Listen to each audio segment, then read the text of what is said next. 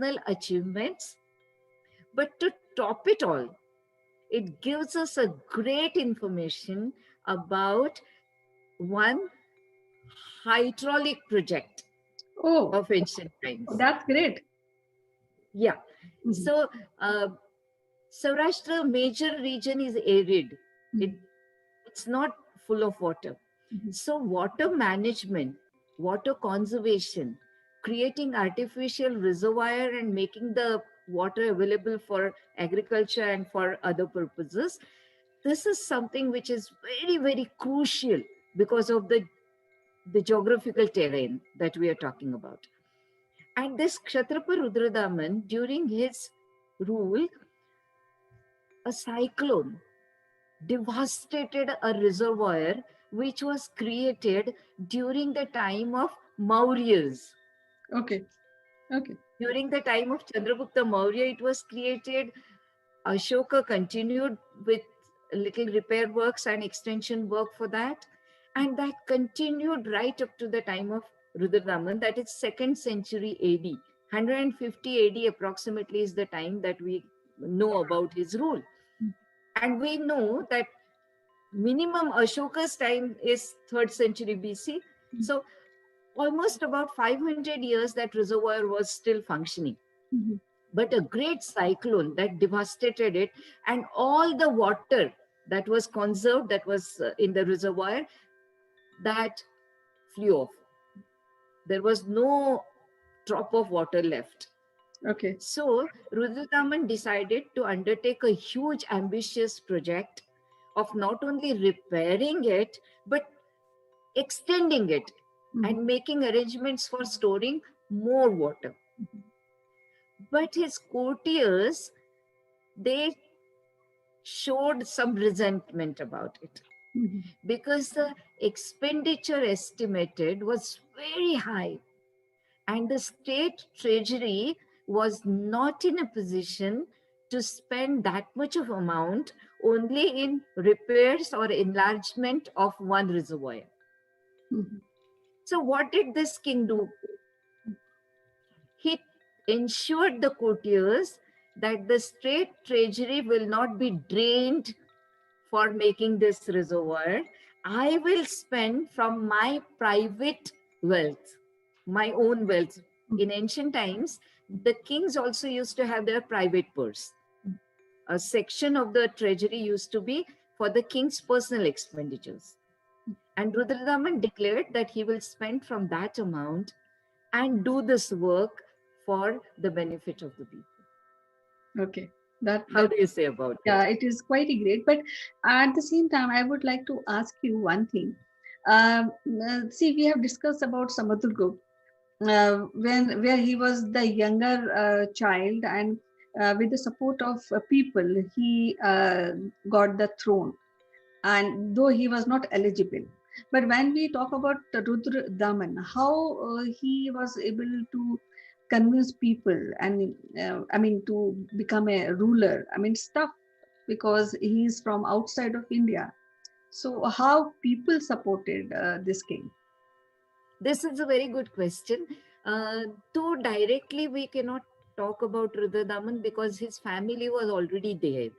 We know of two important Kshatriya families who ruled from this region. One was that of Kshaharatas and one was of Kardamakas. And Rudradaman is a member of Kardamaka lineage. So his predecessors were already the rulers of India. So there was not a challenge for Rudradaman to prove his legitimacy to be the ruler um, in a foreign land. He was already Indianized. Look at his name, Rudradaman. It means a kind of uh, tie or garland or some kind of a binding of Rudra. Mhm. And Rudra is one of the Vedic deities in India. Rudra as a god we know from the Vedas.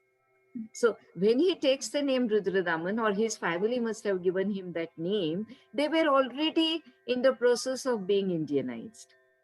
And further, this king, with his own effort, to answer your question little more uh, on the side of Rudradaman, he became expert in the classical language of India, that is Sanskrit.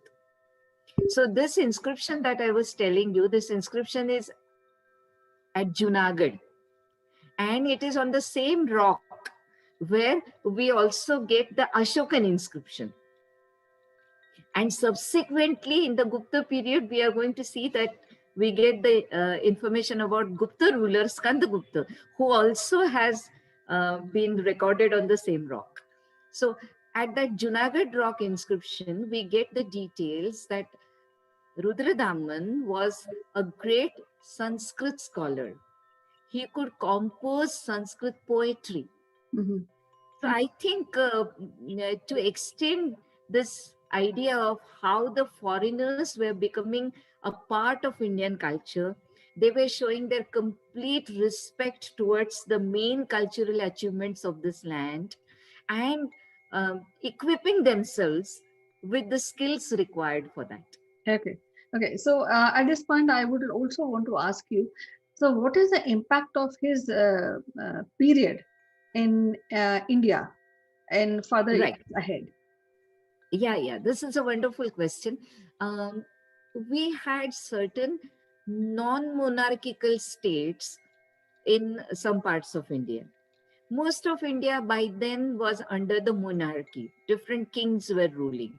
But some pockets were there where a collective representative body, a central assembly, that was ruling the states. They were small states, and sometimes they have been called as republican states.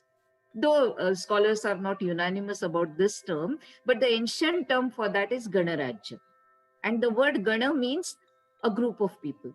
So they were non-monarchical, um, a community representative kind of government states. One of the most powerful of these Ganarajyas was that of Yaudheyas. And Rudradaman gave a strong blow to these Yaudheyas. Okay. And you can see that how gradually monarchy became the most powerful form of government. So Rudradaman's impact, if we can count in terms of the political achievements, then we can say that he strengthened the monarchical form of government in India and gave a strong blow to the non-monarchical states, and especially the Yaudheyas, who were known for uh, great bravery and very powerful kingdom of the Ganarajas. Second, we can talk about is that how the scholarship in Sanskrit language, the classical language of India, must have become a medium through which the foreigners could be Indianized. Third, that Rudradaman was concerned about his people, and agriculture must have been considered as one of the most important economic activities. And because of that, this king is making such a big provision, even going to the extent of spending from his own private possessions. So you can see that these are the ideals of the kings. Of course, we get details about it in the texts, but in practice also we can see that these rulers, they are following it. So Rudradaman becomes a link between that, like something which has been prescribed and something which has been in practice. One more thing, the Satavahanas on the southern side of India, like present Maharashtra region, the Kshatrapas and Satavahanas were constantly at war. Almost the tension was inevitable because of the coastal lands and the trade which was going on through the coasts, maritime trade. And India was gaining a lot of wealth through this maritime trade. But Rudradaman, even when the Satavahana king was captured in the war, he left him. He did not kill him. And he says that he did it because of the family relation. Okay. Okay. So we can see that these kinds of family relations means this was a matrimonial relation. Rudradaman's daughter was married to Gautamiputra Satakarni's son. Mhm. So we can see that in ancient India, this kind of diplomacy was also going on. That they were forming alliances, consolidating it through marital relations, and then probably a complete blow or a complete destruction of the enemy was not done. There were spaces of negotiations which were created, and matrimony becomes a part of it. So this also we can learn from Rudradaman's inscription and his own career. Yeah, based on the discussion which we are having today, I feel that the profile and this particular king is important to Indian history. But why it is not there? His name, his period is not there in Indian, especially school textbook. So I know. what?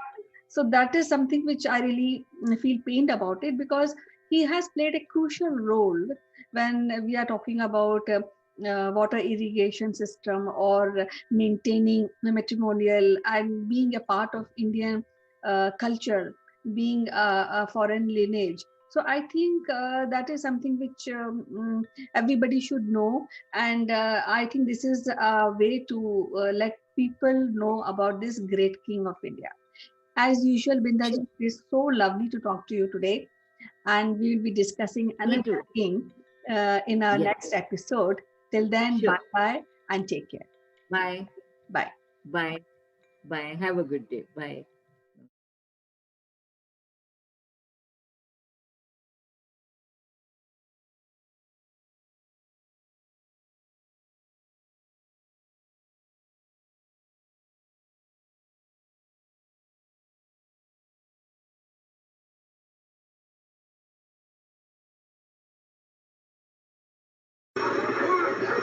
Who let the dogs out? Who let the dogs out? Who let the dogs out? Good morning, Neville. Good morning, CK. Another bright and sunny day in London after a full moon, beautiful full moon. And yourself? Yes, it is bright and sunny and hot. Today is day 15. Day 15 of lockdown. And we're on that letter L today, but we're not going to talk about lockdown.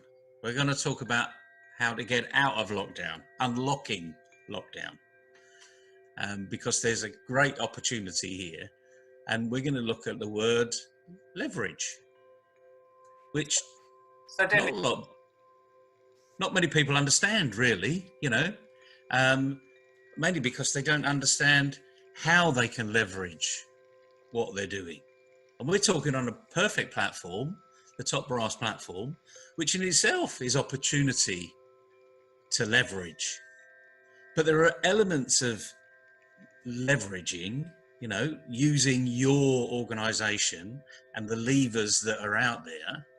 And obviously, you need to be a good leader.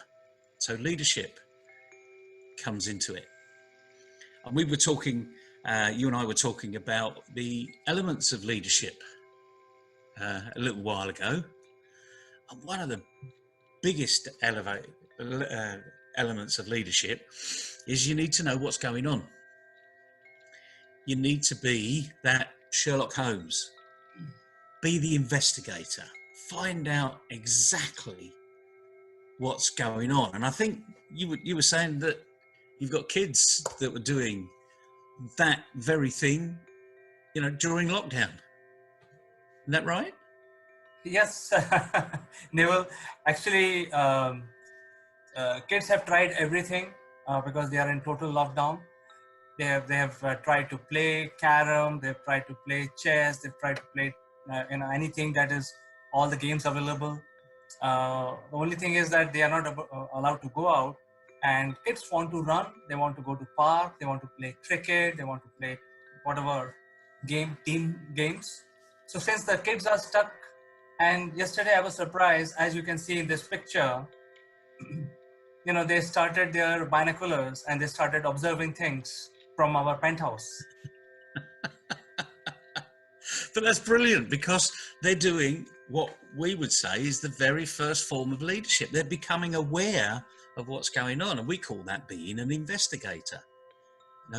What do I see? Why am I seeing that? What's happening over there? And that is a fundamental part of leverage, because if you don't know what's currently happening, you're not going to be able to leverage what you're doing into what's happening, if that makes sense. So the classic is utilizing LinkedIn platforms, Facebook platforms. Again, these are digital platforms, and they're really the only place at the moment, apart from picking up the phone and calling people, that you can really start to leverage your business and get your team to leverage it as well, which allows you to have communication with other people, so you can collaborate through leveraging what you do, what they do, make that introduction. So leverage is one of these words that people really have never really understood, because they're so deep involved in what they're currently doing. But just take a step back. Be that investigator. Like your kids yesterday. Put the binoculars on. Have a good look what's going on out there. And it's the first element of being a good leader. You might call it being aware in its simple form. But how aware are we? Do we really know what's happening in our organization, in our business? How people are thinking when we communicate with them? Are we clear with our communication? So all of these things get wrapped up. But if we're into our leverage mode, we need to investigate what's happening and really find out the nuts and bolts of not just what makes the business work, but what makes me work, and more importantly, what makes our customers work. Because in the past we've talked about from contact to contract is one letter, R, relationships. And it comes back to the first thing. What relationships have I got? How can I leverage those relationships? Are they important to me? Now's the time to make all those actions. And you've got hundreds of people that you've been relating to and calling over the last few weeks while you've been on lockdown, and you've been leveraging those conversations, I'm sure. You know, any one in particular that comes out, what problems they're facing or what issues that they're looking at? Yes, Neville. In fact, let me summarize my discussions with a lot of people. See, there was a time where, we all thought, you, me, and my colleagues, that any sales or any business cannot be generated without the person getting on the street, getting into the car, and going physically have a face-to-face meeting with a client. In fact, there are companies like Levers and some of these large companies. They have invested heavily in developing van salesmen. That means the sales guys used to live in van and then do business out of van for the last 100 years. I think what we are seeing is going to rewrite the whole concept. And from B2B business, I think the new model will evolve, that is consumer to consumer. And most of the people are having difficulty understanding this thing which is visible right on our face. And a lot of leaders are saying, hey, the B2B is going out of the window, and the business model which will evolve now will be consumer to consumer. And I think that is a summary of what, to answer your question, that is the summary that I got from my experience. Well, it's an interesting concept, because the bottom line is you're a consumer. I'm a consumer. We happen to be business owners. So if we can put ourselves in the position of us as a consumer, we will make not just the C2C work and the B2C work, we will really make the B2B work.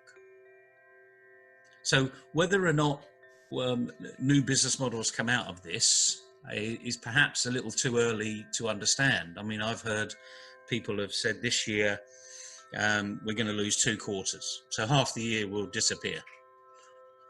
but they're positioning themselves to come back, to leverage where they currently are and come back and get triple the sales, because not just the competition may have disappeared for whatever reason, but the competition may not have got up to speed as fast as they have. So they're really taking advantage of the digital arena. And we've only got to look at history here. A lot of people thought Amazon were mad when they started to go into the book world. Because Amazon literally was, oh, you bought this book, would you like to buy this other one? And then all of a sudden, they become the biggest retailer in the world. From absolutely nowhere. You know, I mean, it took a number of years, obviously, but they took the leap. They took that leap early. They saw an opportunity in the marketplace and they took the leap. And now, if you look at what Amazon is, they've completely leveraged their model. What they've got is they've got lots of people that know Amazon. And we all know the picture of Amazon, you know, the A to Z, that little arrow that goes underneath. And in the back of our mind, we know from A to Z, I can get anything. If it's in the alphabet, they will supply me and they'll deliver anywhere. And as we now know, drone delivery is either there or will be a big feature in the next 2 to 3 years. And of course, that'll be digital too, because they'll be able to deliver it to your penthouse. They won't have to climb the stairs. They won't have to ring the bell and say, come down and get it, you know, as they're currently doing here now, you know, they're delivering to the curbside. So again, just think of where your business is currently, but you've really got to, it's self-reflection. Have a good look at where you are, what you can do, and then leverage out of it. And what you will find is that a lot of your leverage opportunities will come from you being a good leader and being able to collaborate more with other people. And we know how to collaborate.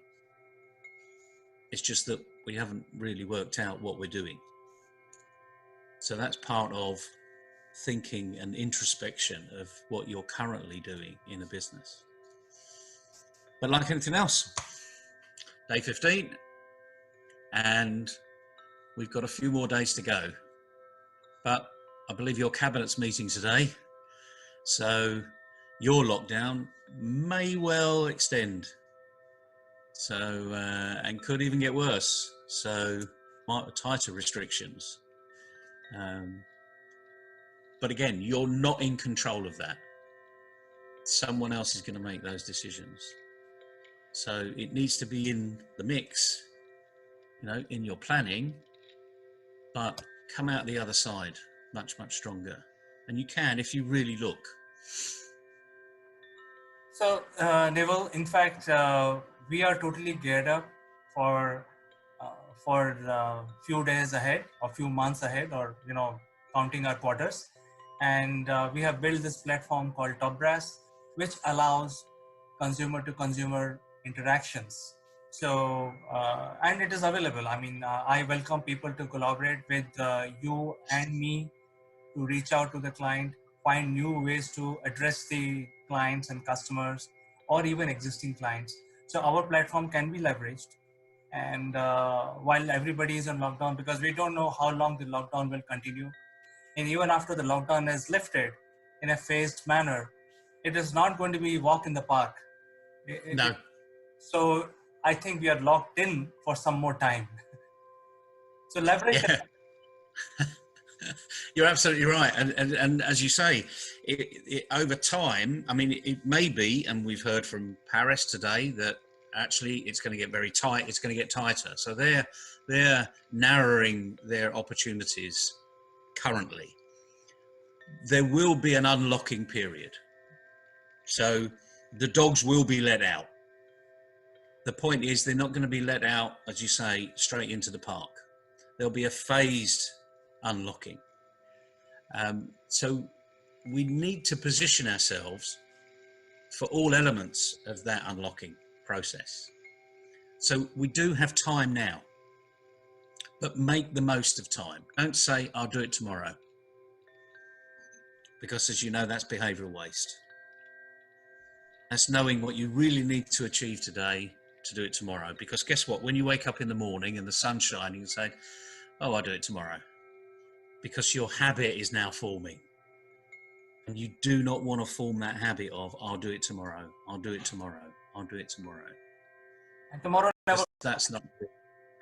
Well, exactly. The words and the phrases are out there. Tomorrow never comes. And so do what you can today as though tomorrow will never come. And then you know you can feel confident and accomplished of what you've done today. That's not to say you won't have a huge list of things to do. You know, I've got loads of lists that I have to get on with. But achieve them. Leverage what you're doing. That's the message today. Get an opportunity. The digital arena is definitely here. We're evidence of it, being several thousand miles away, still talking to each other. So now the message for you today is use the platform, this platform, any other platform, but understand your business needs, what it's capable of doing, what your customers want, and get out there and keep telling them, this is what you do, this is how you do it. Keep the message flowing. Thank you. Because day 16 is coming. Absolutely. I hope people are listening to you. You are such a great voice from our industry. You are literally a leader and corporate mentor. I hope people listen to you and they get prepared for days to come. Well, I hope so. And like anything else, give us your feedback. We're here. These sessions are here to help you. You know, and you'll struggle. We all struggle, but you'll struggle even more if you don't ask. So send us what problems you're having. Send us the difficulties perhaps that you're facing. There's always an answer. We may not have the answer, but we probably know someone that has. So good luck. Day 16 tomorrow.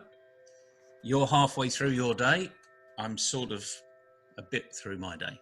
So be safe, stay home, and enjoy it. It will never be like this again. You too, Neville, and we'll again speak tomorrow. Cheers, CK. Bye-bye.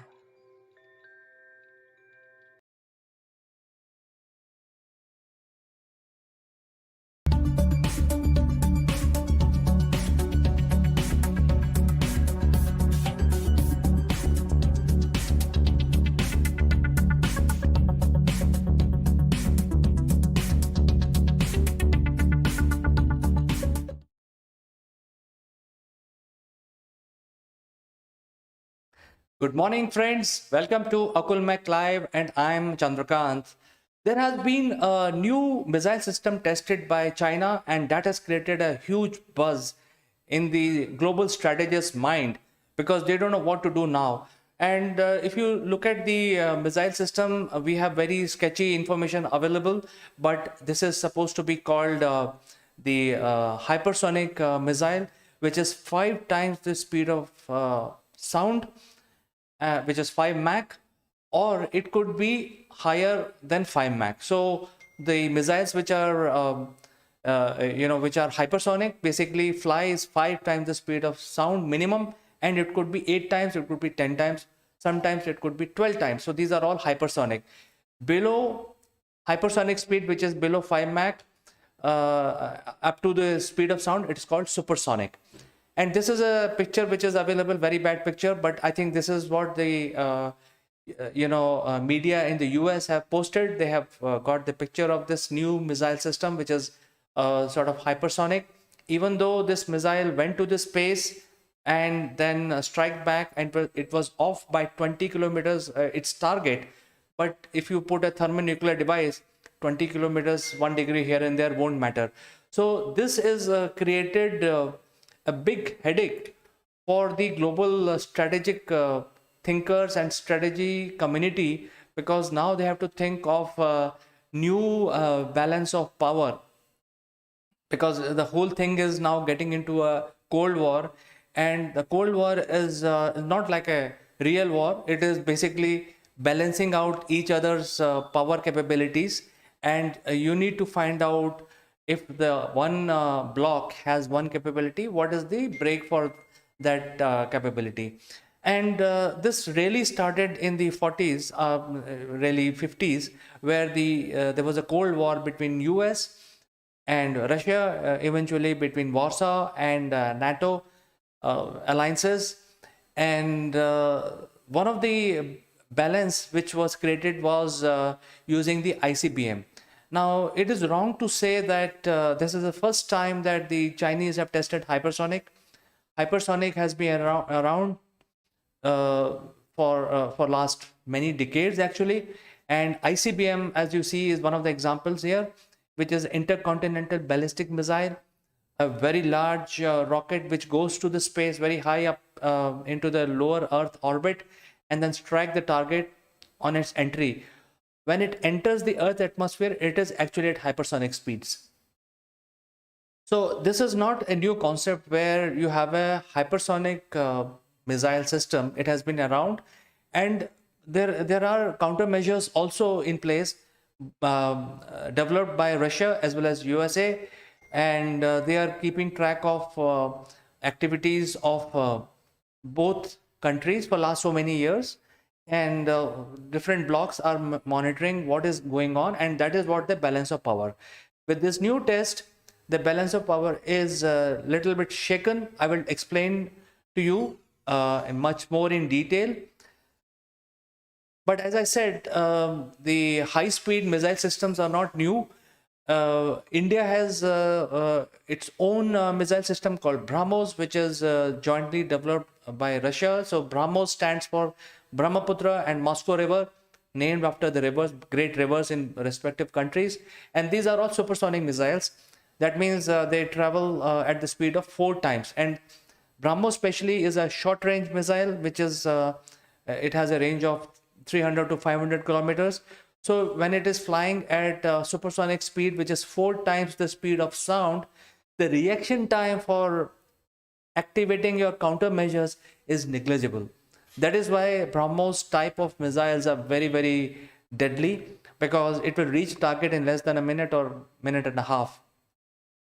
So you can actually configure the target and fire it, and it will travel at the very, very high speed.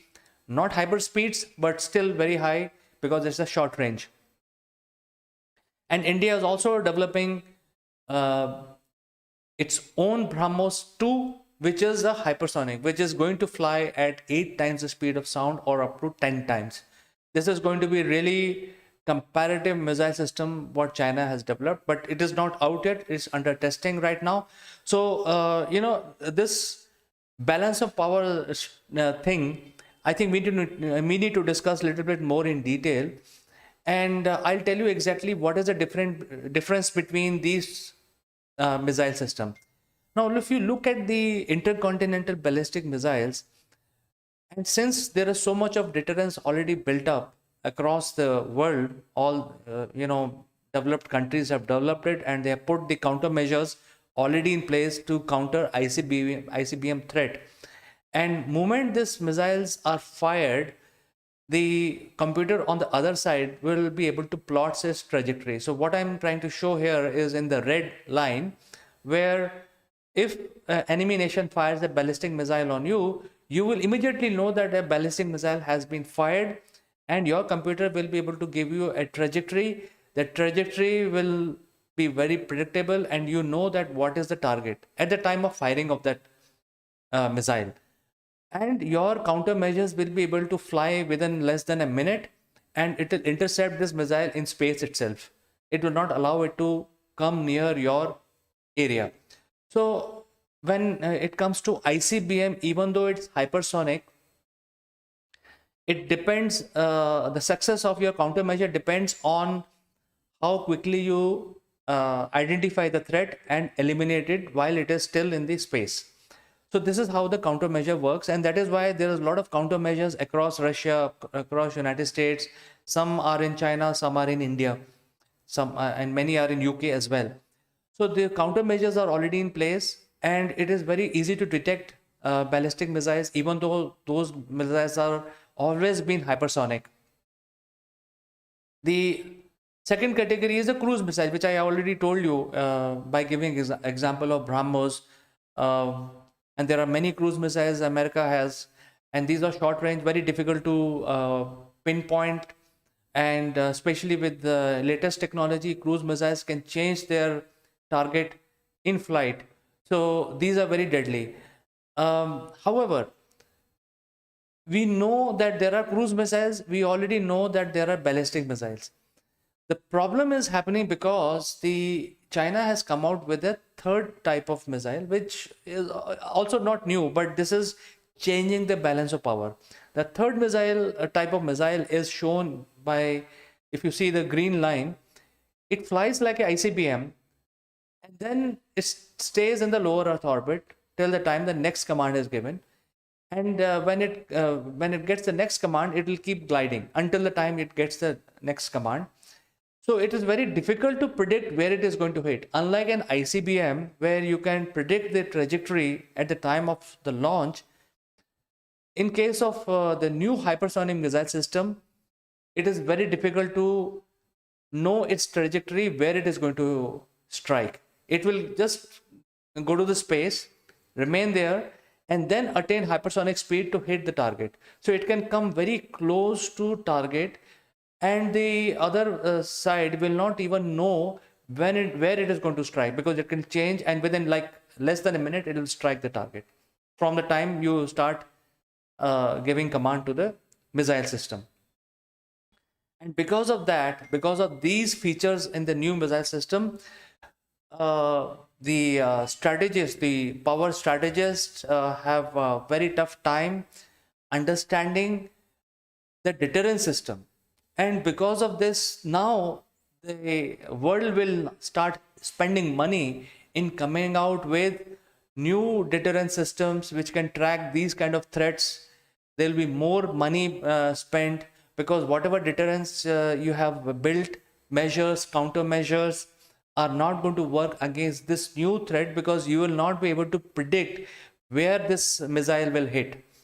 And the current countermeasures are built on predictability, because you can predict 10 minutes in advance, and 10 minutes is a very good time for you to initiate your countermeasures. This one will give you very less time. So 90% surprise element has been brought into this missile system. This is why this has become such a big pain for the global strategist. We will keep following this story. However, China has denied testing it, because that is what the large countries want to take this position. They have denied because they are saying that it is a routine testing of the vehicle system. And even though they had announced this particular type of missile system in 2019 itself, but at this time they want to remain in denial. We will keep following this story, and let me know, friends, what you think about what I have just said. If you have any opinion, just do write in, and I will respond to each one of you. And I will catch you in the next one.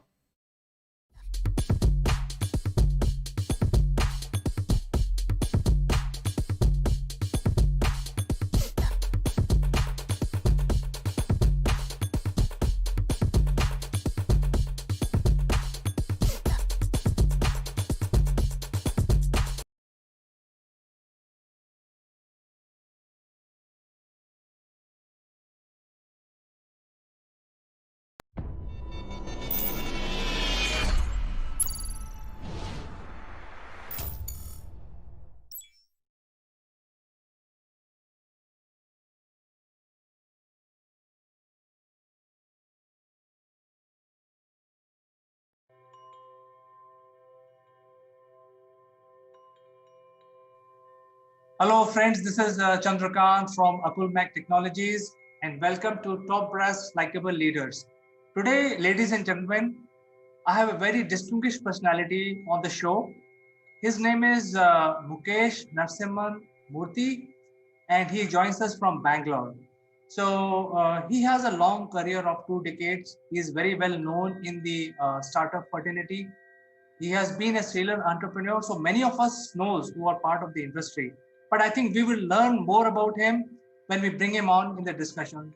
So without further ado, let me present Mr. Mukesh Nasseman Murthy. Thank you, CK. I appreciate it. I'm glad to be part on your show. It is a pleasure, Mukesh. In fact, I know you a little bit, and I would like to know more about you. And the viewers definitely would like to know more about you. And this is an interactive session, so viewers can also interact with you. So you had a very long career, Mukesh. You had, you worked with the corporate tier one companies, and then you have been a serial entrepreneur for almost like 2 decades. Would you like to tell us your story, how it all began, and what inspired you to become an entrepreneur? All right. I would like to start from saying that I'm a Bangalorean. I've been a Bangalorean all my life. And, in Bangalore, the IT environment started pretty early. In fact, it started blooming from Bangalore. So that is something that it is more of a childhood dream to be part of the technology front. So that's pretty much what made me and my aspirations to get into the technology aspect and the forefront. And I was working with IBM, Hewlett Packard, and these are the organizations that gave me the bigger insight to get into global technology solution delivery. So that's pretty much what takes me and brings me here. So I think you have been a very modest person also, even though you have achieved too many things in life. But I think we will learn more about you. You have been in Absolutely. You have been in the industry for almost 2 decades, 2+ decades, and in last 2 decades we have seen so many transformation happening. Would you like to throw your opinion or tell us more how you handle these transformations? See, the digital transformation absolutely is a wonderful thing that happens to each one of us on a day-to-day basis, I would say. It started off with Windows to start with, the early days of the technology. And that's what brought in a lot of people closer in terms of assembling of computers, I would say. So that is something that people started with. And later it became small businesses, medium businesses, and large enterprises. And these are the different areas that helped us to look bigger and having a wider perspective of how technology can grow. And that's pretty much what got us to have developed technologies today under Savvy Global Tech. And we have go to market solutions. And that's pretty much why we are here to have this discussion. Mukesh, I think before we talk about your current organization, which is Savvy Global Tech, we would like to know more about your transformation as a leader, because you've gone through various, different businesses in life so far. So how your story as a leader transformed, we would like to learn from it and we'd like to know more about it. Absolutely, CK. It started off with me being into training, which is a part of learning and development in IBM. So, starting to interact with peer engineers, recruiting them, and making them fit to market, training them for on different technologies. So, those are the different aspects that gave us an insight on how different functions in an enterprise organization work, and how to make individuals ready for those different levels that each one of them belong to, or they've been asked to fit into. So gives us a very wide perspective of what is the market need. And today it is very important that we will have to give what the market specifically want. So those are the areas where we need to really focus on to make sure we're able to fit the technology to what the market specifically asks. All right, Mukesh. So, Sorry. coming from there, it became larger to having more responsibilities on the shoulders, and I was part of a larger enterprise called as Swish Home Theater and Automation. So that pretty much gave a bigger perspective in terms of handling larger audiences or clients, I would rather say, to fulfill their requirements. So from there on, for 15 plus years, giving audio, video, and technology automation solutions, uh, I learned in the as the organization grew, and how to handle international clients, how to handle technology solutions, how to integrate them, how to forfeit for their requirement, and then thereon got into technology aspects of solutions on artificial intelligence and blockchain and augmented reality. So these are the areas which blew into the market in the last recent years. So that's pretty much what gave me a thought in bringing all of these technologies together under one umbrella to put together Savvy Global Tech. So, since we are talking about these buzzwords of the industry, which is IoT, transformation, and machine learning, etc., and now you're talking about Savvy Global Tech, would you like to give us more information about, what your current organization is all about? Our current organization is all about providing the trending technologies, is what we call. We have different verticals, and this pretty much brings in uh, my experience in the last 2 decades that I have collected to put it under one single umbrella to make sure that we are a one-stop technology solution uh, for our clients, so they don't have to really look into the market for different solutions and different people. So we are able to give them end-to-end solutions. Fantastic, Mukesh. So now going back to your personal journey and your evolution as a leader, uh, I would be very, very interested in knowing some of your key achievements which you cherish. Every leader has certain achievements and certain things they hoist their flag, and they get the feeling of pride. So would you like to share some of your achievements with us so that we can get inspired by those deeds of yours? Absolutely. In fact, we started off with designing solutions on artificial intelligence, both in two different areas. One in technology perspective for industries, and the second one in the healthcare. And these are the two different aspects of the areas that the market is focusing on, especially considering the pandemic situation. We're glad to mention about one of the technologies, which is called as Artix, which is a solution, in fact, based on artificial intelligence on medical healthcare solution for COVID.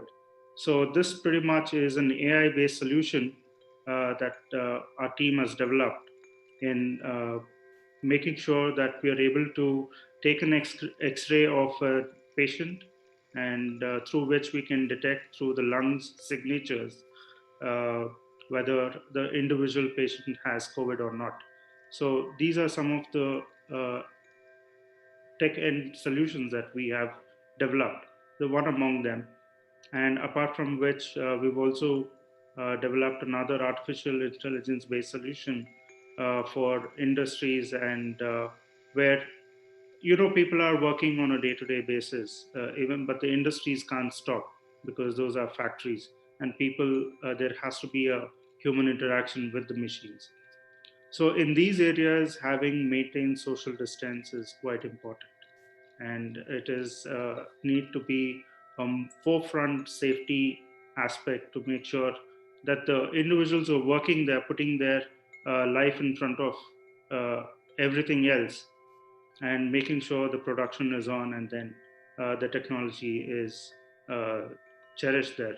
So we have developed a solution where the cameras which are installed in those industries can detect what is the distance between two individuals uh, that needs to be maintained, and it tracks that information in terms of the distance, and it also detects whether the individual is uh, wearing a mask to make sure that he's safe in a environment that he's working in.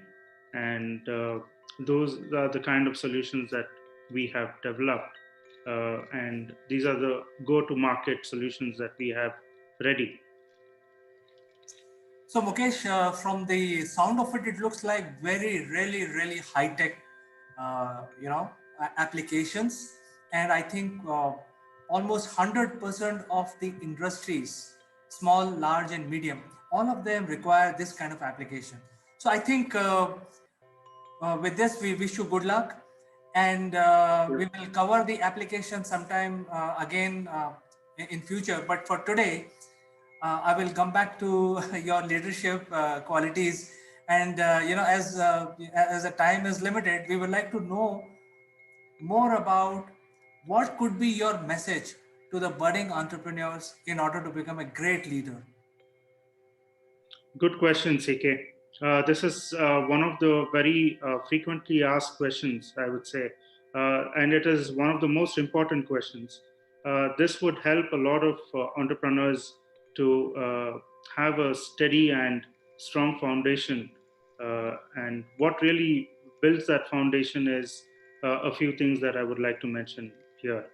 One, uh, having a leadership in today's world is one of the very key things. So, here, what I would mean by saying that is the personal connect with the technology that we are trying to build. The personal connect is completely missing out. So, the forefront thing that we would need is to make sure that we maintain the same kind of personal relationship with individuals to build the network. And the network actually is the foundation for building any organization or a company. So it is important that along with the right foundation, the right connects that we get into in the market, and the right networking, and the personal trust that we have with each individual, and build that networking into a larger avenue to make sure that we are able to reach out to global leaders. And once we are able to reach out to global leaders, that's where we are able to offer the technology solutions to make sure it is more cherishing for each one of them to apply it in their own areas. So the very simple thing here is the personal connect is what I would say, which is completely missing out in the digital world. So I think your message is very loud and clear. What you're saying or asking entrepreneurs to do is basically lead from the front, build your network, get known in the market, and not depend on your juniors. So basically, you're trying to say that, hey, you have to do what you're doing and make sure that you become a role model for your company. So I think it's a great learning for all of us. Um, so my next question would be to take your inputs about the changes in the industry. Mukesh, in last 2 decades, we have seen so many changes, at least 3 to 4 times drastic changes we have seen in the industry. From your point of view, right now we are riding the wave of IoT and machine learning. Um, from your point of view, after 5 years or 3 years in future, where do you see our industry going and how it is changing? The future of today's technology is going to be part of healthcare. We've already started to see that. The kind of change that healthcare has brought into in terms of technology to people, it's giving out uh, heat and cold waves to everybody. And it's pretty much difficult for anybody to absorb such a change. And that is the reason why even under the current scare or the pandemic situation, that we all are having a tough time to address the constant change that has been happening to us on a day-to-day basis. So, in the coming years, as you rightly said, there is going to be a tremendous change in terms of there could be more scare to the market, and there could also be more solutions that can come to curb this different challenges that we would probably face. And technology is one thing that is going to help all of this to be taken care of. People are automating solutions. So these are some of the challenges that we will be facing in the near future, but we need to make sure that with the right technology and the right solution, we should be able to handle it very well. It's very heartening to learn that you're already thinking about developing new applications for the new age, and your organization is now building rapidly building applications which are for future, basically futuristic in nature. Right. However, the investor community also play a major role in whatever is going to come out in next decade or next 5 years. What is your key message to the investor community? Because I think that has become a holy grail of all IT entrepreneurs, to find the right investors who can live with them for at least 5 years or more. So do you have any opinion on this? See, I have a completely different opinion in terms of investors. Investors, there are two ways of how investors come into organizations, and they either grow or they fail. So these are the two different ends that we see. There are very few organizations sustaining today, even after there has been great investments from investors. So I'm not against them, but I'm only trying to understand how this investment could be a more sustainable one than looking at even after good investments coming into organizations. We need to understand why they're failing. So my point of view is only to take it to in the positive direction and make sure that it becomes a more sustainable investment and growth for any organization, for that matter. So that makes it more easy for more and more investors to come in and invest in new startup organizations. So I think you also say, or rather concur when I say that investor community plays a major role, because if the healthcare has to develop more high-tech applications need to be deployed in the healthcare segment, then obviously investor community has to understand that future roadmap and back the IT technologists like yourself and your colleagues in the industry. Mukesh, I think we had a wonderful conversation today. However, we had limited time. It is not sufficient to understand your, the entire leadership journey. But I think we will find another opportunity to discuss with you. It was a pleasure knowing you and also bringing some of these facts in front of our viewers. Thank you, CK. It was wonderful talking with you and being a part of your show. Have a nice day, Mukesh, and catch you next time. Bye-bye. Thank you. Thank you, AK. Have a wonderful day.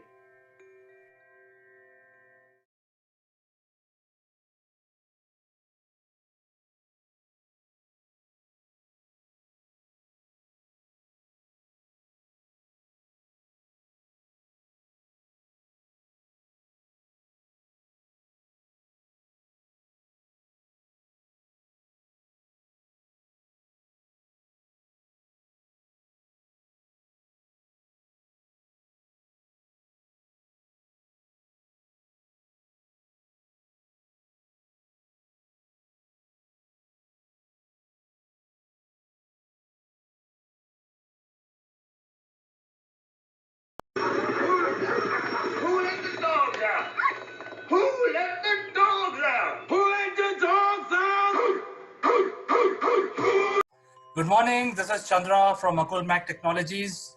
Welcome to Top Brass. Today, we are in presence of very eminent personality, Mr. Satya Madala, the CEO of Single Point Solution, which is a new gen organization focused on EV charge solution. Satya, welcome to the show. Thank you very much, Chandra. Thanks for the introduction. Right. So, Satya, we are in day 7 of the lockdown. The entire India is under lockdown, but I see you are suited booted, just like me. I'm also suited booted. We are working. I'm sure you're also working. You must have called your colleagues and your customers. What do you think, going on here? Would you like to share some experience? Yes, Chandra. On a day one itself, like we took a drastic steps, segregating the employees. Just we segregated the employees in two ways: essential and non-essential employees, and just we gave an opportunity to them, to work from the work from home. To avoid this coronavirus to spread all over the office or something else. And at the same time, like we are already gave a orientation to employees how to behave and how to behave with the clients, how to behave with the neighbors, and how to manage a work from home, and how to take care of their health and their family's health. All these measures we took, and so far it's going. It's already 7th day. Tomorrow it's going to be 8th and 9th. So the business is a little affected because of this, but still we are trying to manage as if we are working as in office. So every day just we are coordinating with the just we are starting our day at 9:30, and we are coordinating with the employees and customers, and we are transparently explaining the situations to the customers, and we are assuring them their future support and everything. Very nice, Satya. So you have worked out a routine, and today you are joining us from Hyderabad. So how Hyderabad is treating you during this lockdown? Are there any challenges, or your society, your community has created some processes to handle this lockdown situation? Yes, actually, Telangana government they took a good steps to control the people. Actually, so say for example, when it comes to our community, we are staying in a gated community. Actually, they took up major steps not to come out. Everybody should stay back into in their flats, not to come out, and they are providing all sorts of facilities, and they are providing vegetables and fruits and some of the food and everything actually inside the community itself. So that is a good step taken by the government as well as the community people here in Hyderabad. At the same time, I think everywhere it is same. I think everybody is taking necessary steps to avoid contacting other people, and they are not allowing neighbors to gather one place, even not even actually 2 to 3 people also. Just they are giving a tokens to go out to take some provisions. That too, just they are issuing only one token for each family. So so it's controlled very well. Actually, surprisingly, till yesterday, I thought, like, it's my view. Actually, I thought everything will be closed by April 7th and we can start our work by 7th. But unfortunately, we heard a few cases are popped up in Hyderabad again. Maybe it may go for another little longer, but still, actually, with good steps, so they could able to government could able to control the situation. That's what I can just I assumed, and actually I predicted. So things will stabilize in a short while. Yes, I think these things will stabilize. I think some of us, people like you and me, and some of my other industry colleagues, they are actually coming out with some routines and moving to the virtual world because the business must go on. So, great that your community and yourself, you have also stepped up and you're using the virtual world to do business. I'm sure you must be facing some challenges because you mentioned that the the business is slightly low. So in fact, that's the same challenge I'm facing, that the customers are a bit slow on adapting the virtual world. I'm sure you must be facing the same thing. Yes, yes, it is true. But there was a few uh, clients wherein actually uh, we are trying to educate the client how to use the technology. Basically, some of the clients where we are operating is from real estate and healthcare sector, but they know how to use the technology, but not in a IT specs, like they don't know how to manage some of the cloud systems uh, uh, remotely. So we are educating them to utilize this period to get to know what the technology, how they can use the technology, and most of the people, they're trying to adopt it. They're trying to, they're more just encouraging us to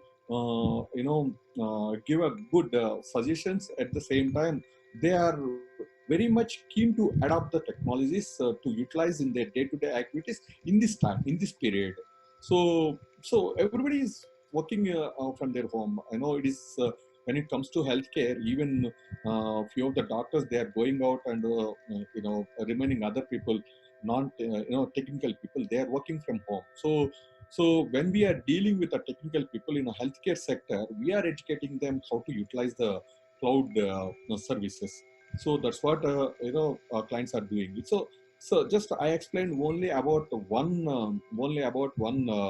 sector, but when we are working with the different sectors like automobile and like real estate, it is a little challenge for us to educate them. But I hope actually even they are also trying to adopt these technologies and utilizing it. So I'm facing a little challenge, but we can overcome by giving some education on the technology, and we are giving some sort of support, and we are giving some sort of assurance that actually about technology, so that people can adopt it easily, and we are giving some small tips to the clients, not to come out from the from their place, and they can utilize the technology. So that's what we are doing right now. So it's a more little challenge, but still, so it's an unforeseen situation for a employer as well as for a client also, for a company and client also, for both of them. It's a unforeseen activity. So it's a new, and at the same time, uh, so this situation is not predicted earlier, or otherwise we would have taken a little some sort of steps. So but yeah, so people are trying to accept it as as the situation is going on. So anybody, it should happen. Right, Satya, it is seventh day. I think we've got few more days in lockdown. So I'm sure Yes. there will be another opportunity to talk to you after a few more days to check on how situations are. It was always pleasure to talking to you, Satya, and I think we'll Thank you. have another opportunity very Thanks soon to take your inputs. thanks for the opportunity giving to me in this time. But still actually, we are trying to do our best, and we hope the things will stabilize in a short while. Be safe, stay at home, and we'll catch up soon, Satya.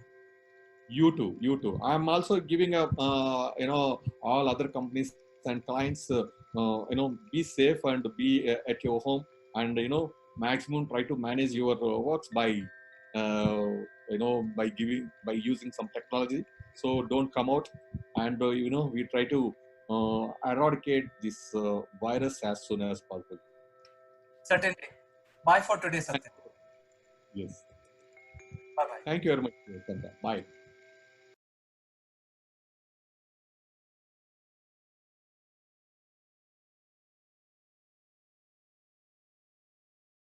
Hello friends, welcome to Akulmach Live. I am Kanchan Verma and today we are taking you to a wonderful city. And to discuss this, we have a special guest on this show. So stick around to this episode till the end. You will get more information and you will enjoy this show.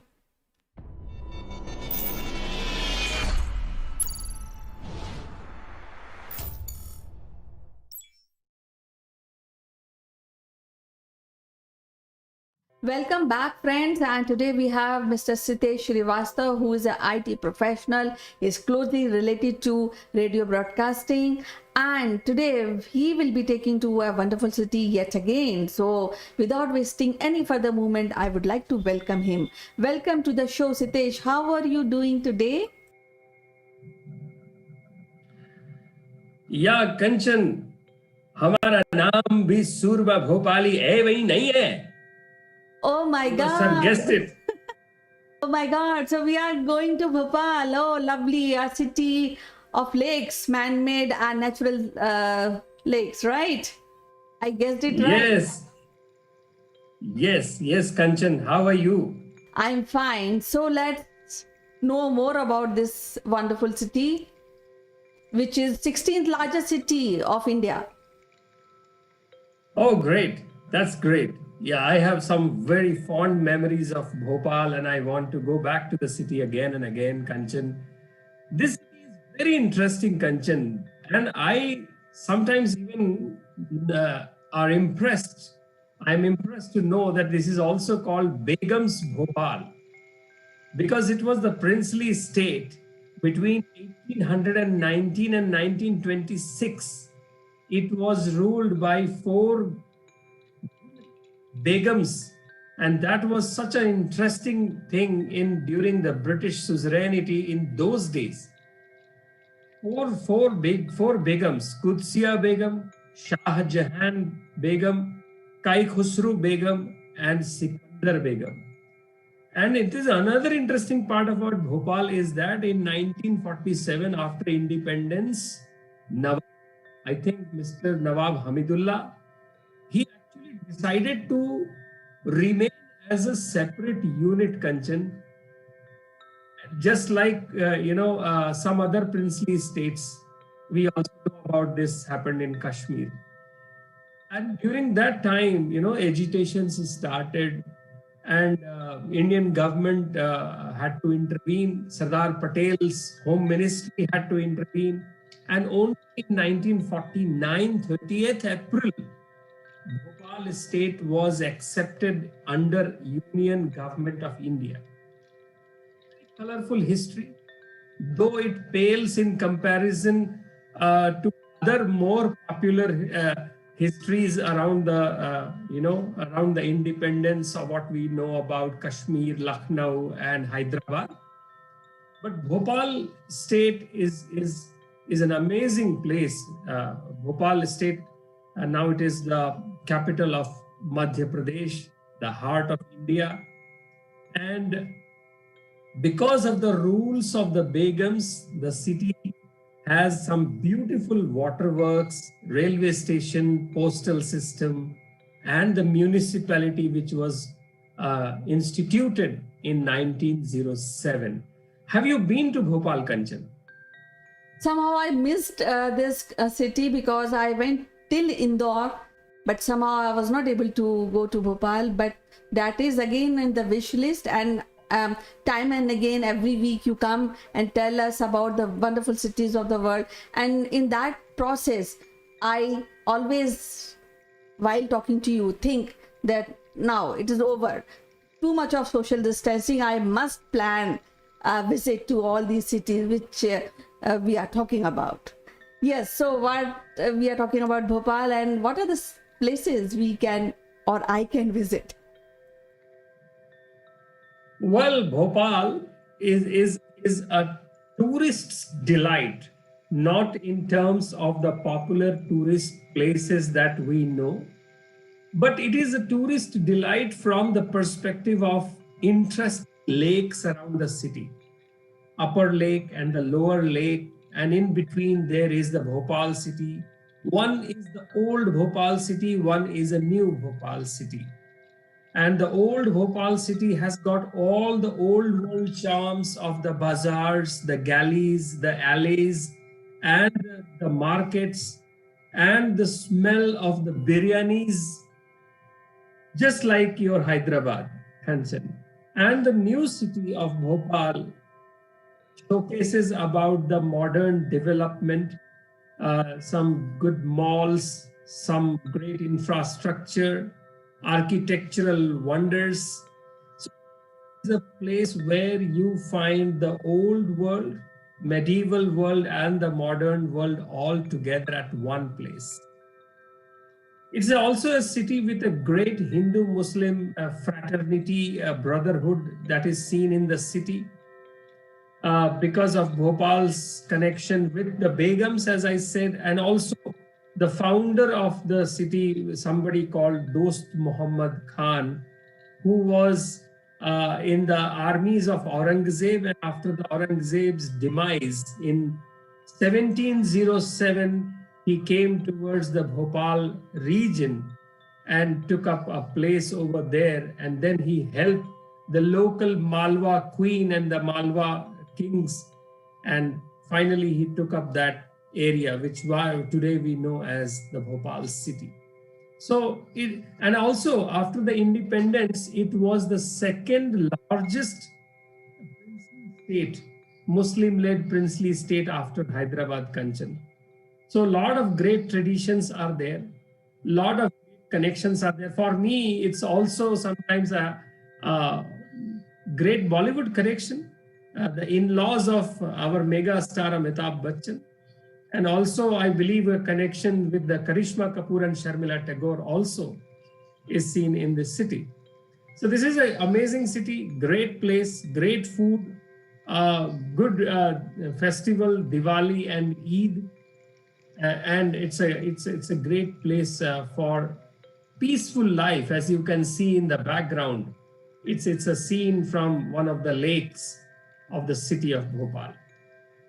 Well, I really tempted to go this city because you mentioned about the rich culture, and you also mentioned about great food offerings which is done at Bhopal.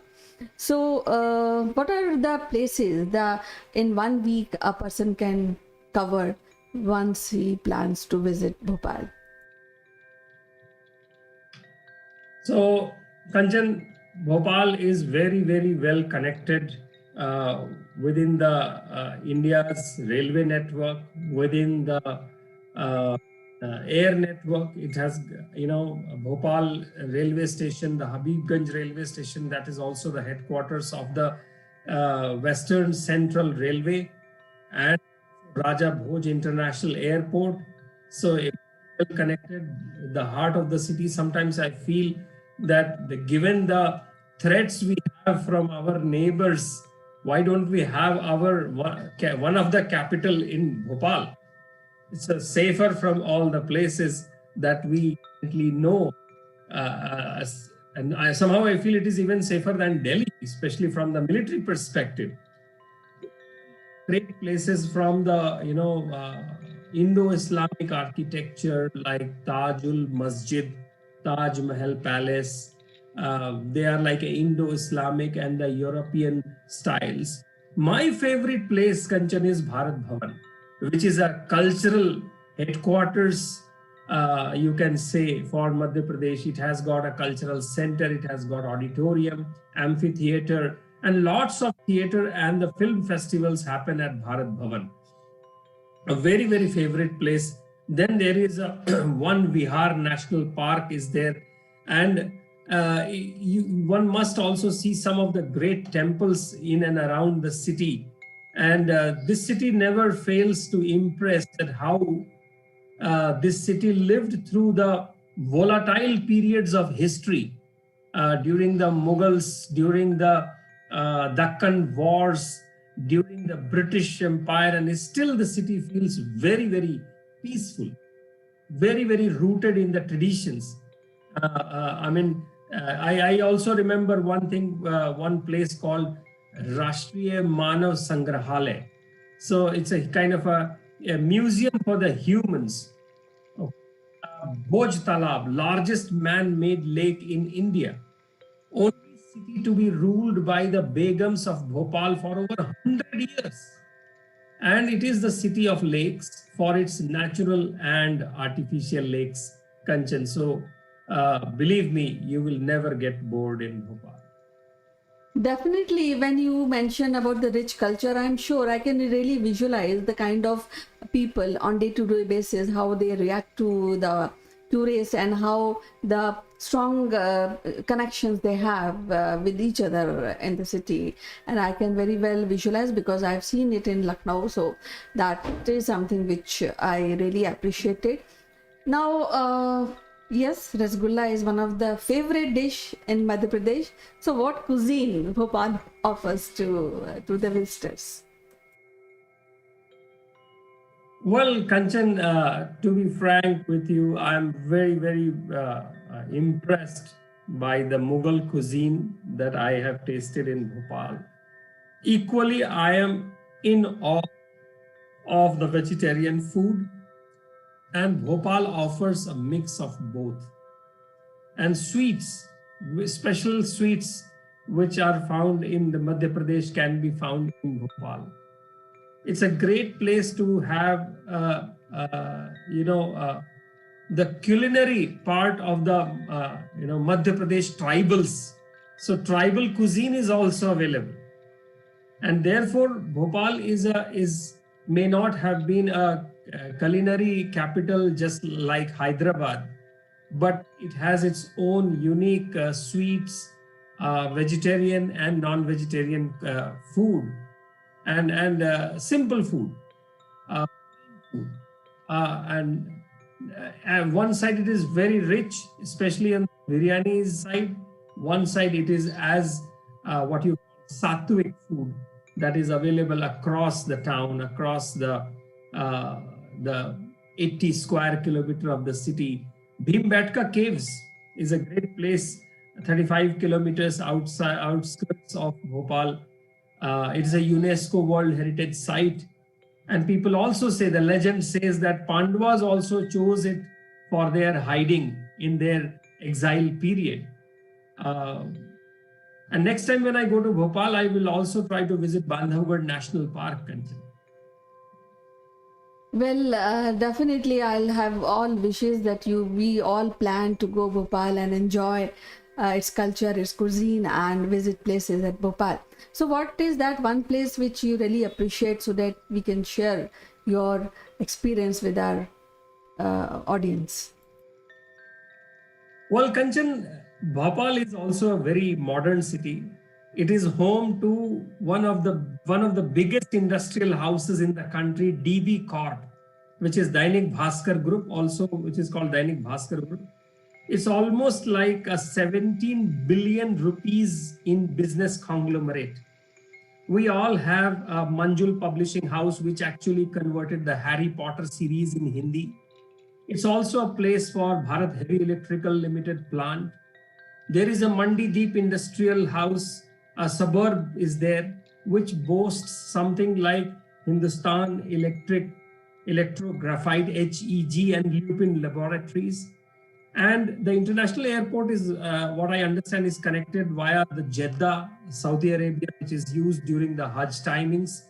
There are some great institutions in the city. Indian Institute of Forest Management, the only one, I am told, the only one institute of its kind is there. Indian Institute of Science, Education and Research, All India Institute of Medical Sciences, AIIMS, Bhopal is there. Indian Institute of Information Technology is there. There's a hockey team in the city called Bhopal Badshahs. They play in the World Hockey Series, Kanchan. And mall, DB City Mall, one of the biggest there. One of the biggest marketplaces, New Market. So yes, so Kanchan, for your shopping, sari shopping, jewelry shopping, New Market, and for your high-end shopping, you must visit DB Mall. Important is also to know about the people of this city, Kanchan. A great repertory of these people: Shankar Dayal Sharma, our 9th president; Javed Akhtar, Najma Heptullah, Raghuram Rajan, 23 RBI Governor, Paul Srivastava, Professor of Management at the Pennsylvania State University, and many more. House to Jaya Bhaduri, home to Jaya Bhaduri. So this place never leaves you unsurprised about itself, and that is the great place Bhopal is. I would like to also think that I think Daulatabad is not very far. The historical place Daulatabad, where one of the Nawabs before tried to move the capital, and we have a famous Hindi phrase "Dilli se Daulatabad tak." So yes, Kanchan, we must visit Bhopal.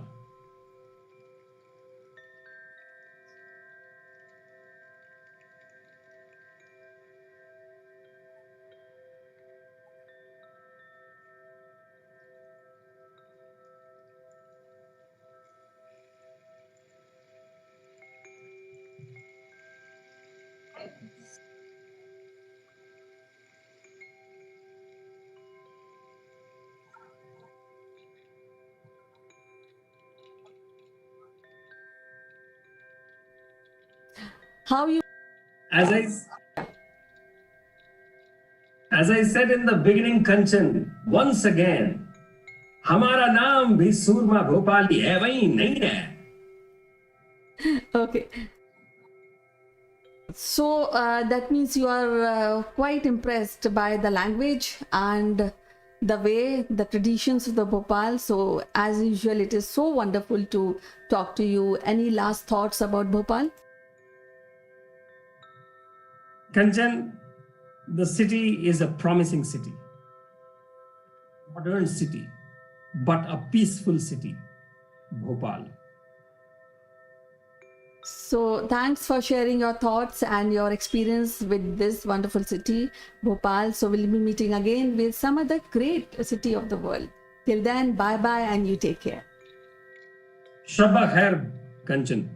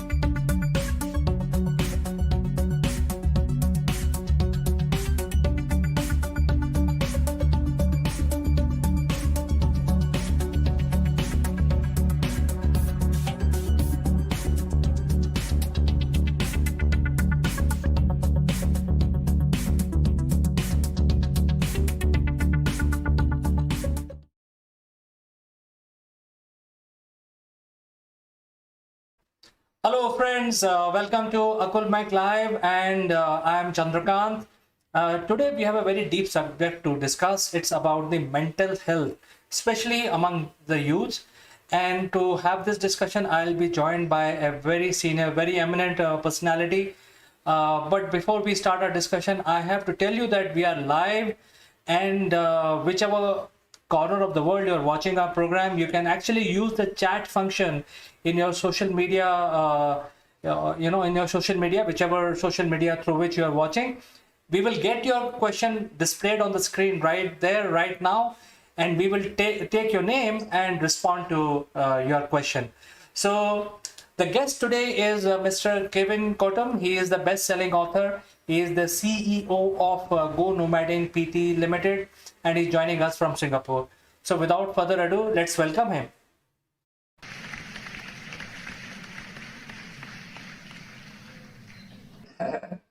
Hello, Chandra. It's really great to be here with you on this very special day in India. Absolutely, Kevin. In fact, we had a big celebration, and I will tell you more about it after our show. But the topic for discussion for today is the mental health, especially among the youth. And because we are just coming out of the lockdown situation, or some of us are still in lockdown, there are some restrictions. What is the impact of that? So there are so many questions. It's a very vast subject. So what we should do to improve our mental health, reduce anxiety, things like that, feeling of procrastination and stuff like that. These are all related to mental health. So over to you, Kevin. Thank you very much, Andrea. It's really great to have a chat on this particular subject. It is, as you say, a very large subject matter, and I have to say that I've over this COVID period, I think we've all been affected by something in our mental health and their well-being. I think we would be remiss to not say that we haven't been, and to put up a very stern front and say, no, I haven't been affected. I want to say that it's affected me. I've had a lot of ups and downs, and I've had a lot of periods of where I've just been not necessarily depressed, but just not sure where I'm going, or unhappy, and looking at where is the future. And I don't think that that's anything different from a variety of people.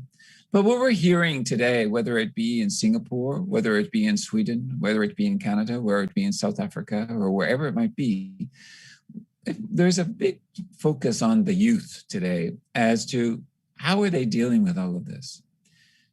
And I think that there's a variety of aspects which are coming up, and that is, one, that they don't see a future, a very good future. When you talk about the climate change and you talk about all of these biodiversity and challenges in work, where will we get work? These are all pieces that are plaguing on the youth of today. And some are doing very well, and some, of course, are not doing very well. But I think that we need to address what this means. For example, in Sweden, a friend of mine just recently told me that a lot of youth, there's an increase in suicides. In Singapore, which doesn't talk about these types of things because it's kind of shameful to do so, but I think that it's coming out that the youth are also committing more suicide. They're going through downwards in a variety of their performances in education and also in school.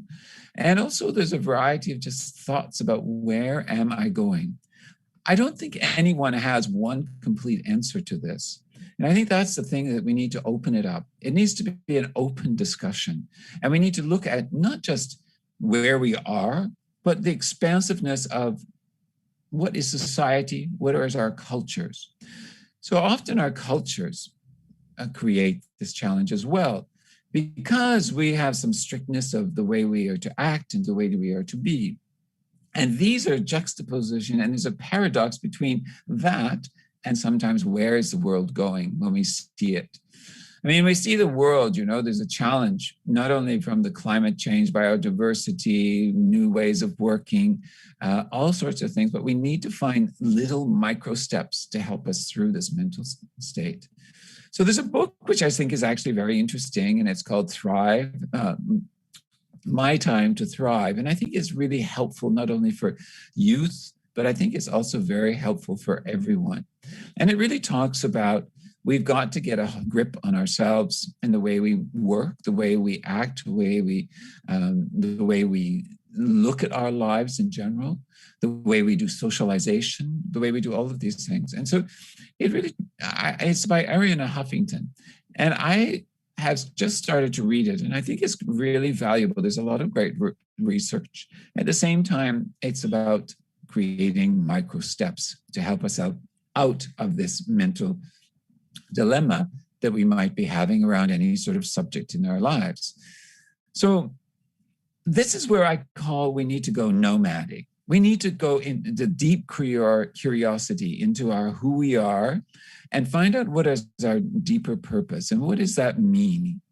And I think that is a really one place to start. I think there's another place to start is, if we think about it, is our technology that we're using. We're overusing and over abusing the technology. Our phones are constantly with us. See, my phone is right next to me. And that's not probably where it should be, especially when we go to sleep. So let us talk about some of the ways that we can help ourselves. So one of the things that they talk about, and which is extremely important, is sleep. Chandra, you know that you need to have sleep. The sleep is the re-energizer of us. It's not taking all the medications. It's not taking all the extra caffeine. It's the natural application of sleep, which is so vital for our mental health, our performances, therefore, which plays out from that.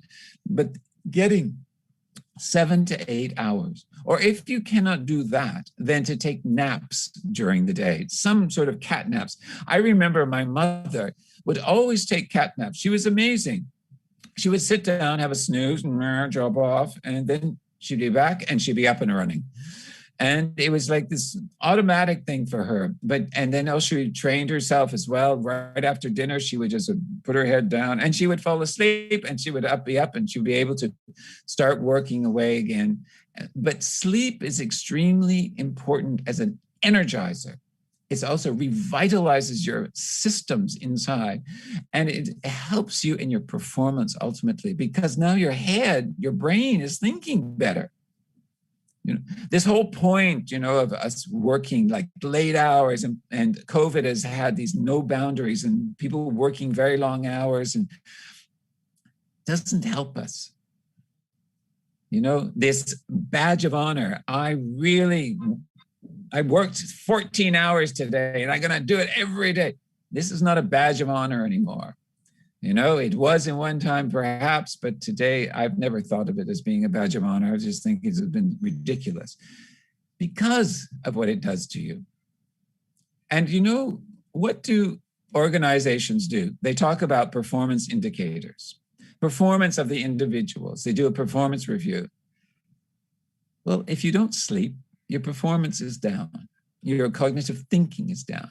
It is not as peaked as it could be.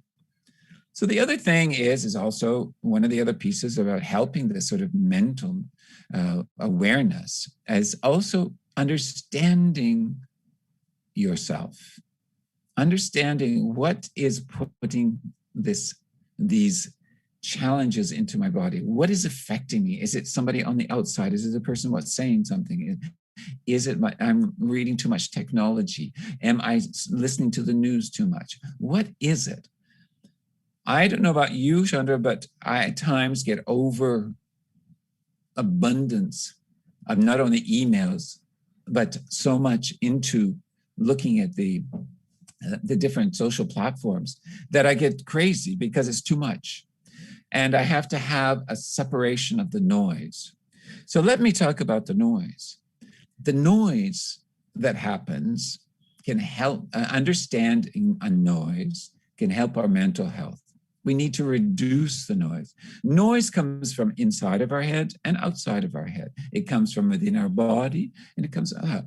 And so this noise comes in different factors. It comes in noises like, people talking, sound, reading newspapers, too much social media, all sorts of things are noise.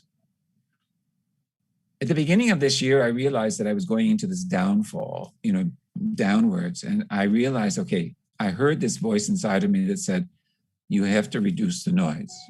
And so that's what I did. I reduced the noise for a month as I took myself off of social media and only would allow myself X amount of time on each platform per day. That's it. And even though there was like, the addiction, I've got to do it. But no, you need to get rid of that addiction. So that's noise for you. And then the noise in your head, start walking, start doing exercise in nature, listening to the noise which is in nature, which is pure, which is part of you. These are old, different nomadic ways or traditional ways that we would live. And those help us to re-energize. We think that we have gone to the place in our socialization, in our intellectualization of life, that we know everything.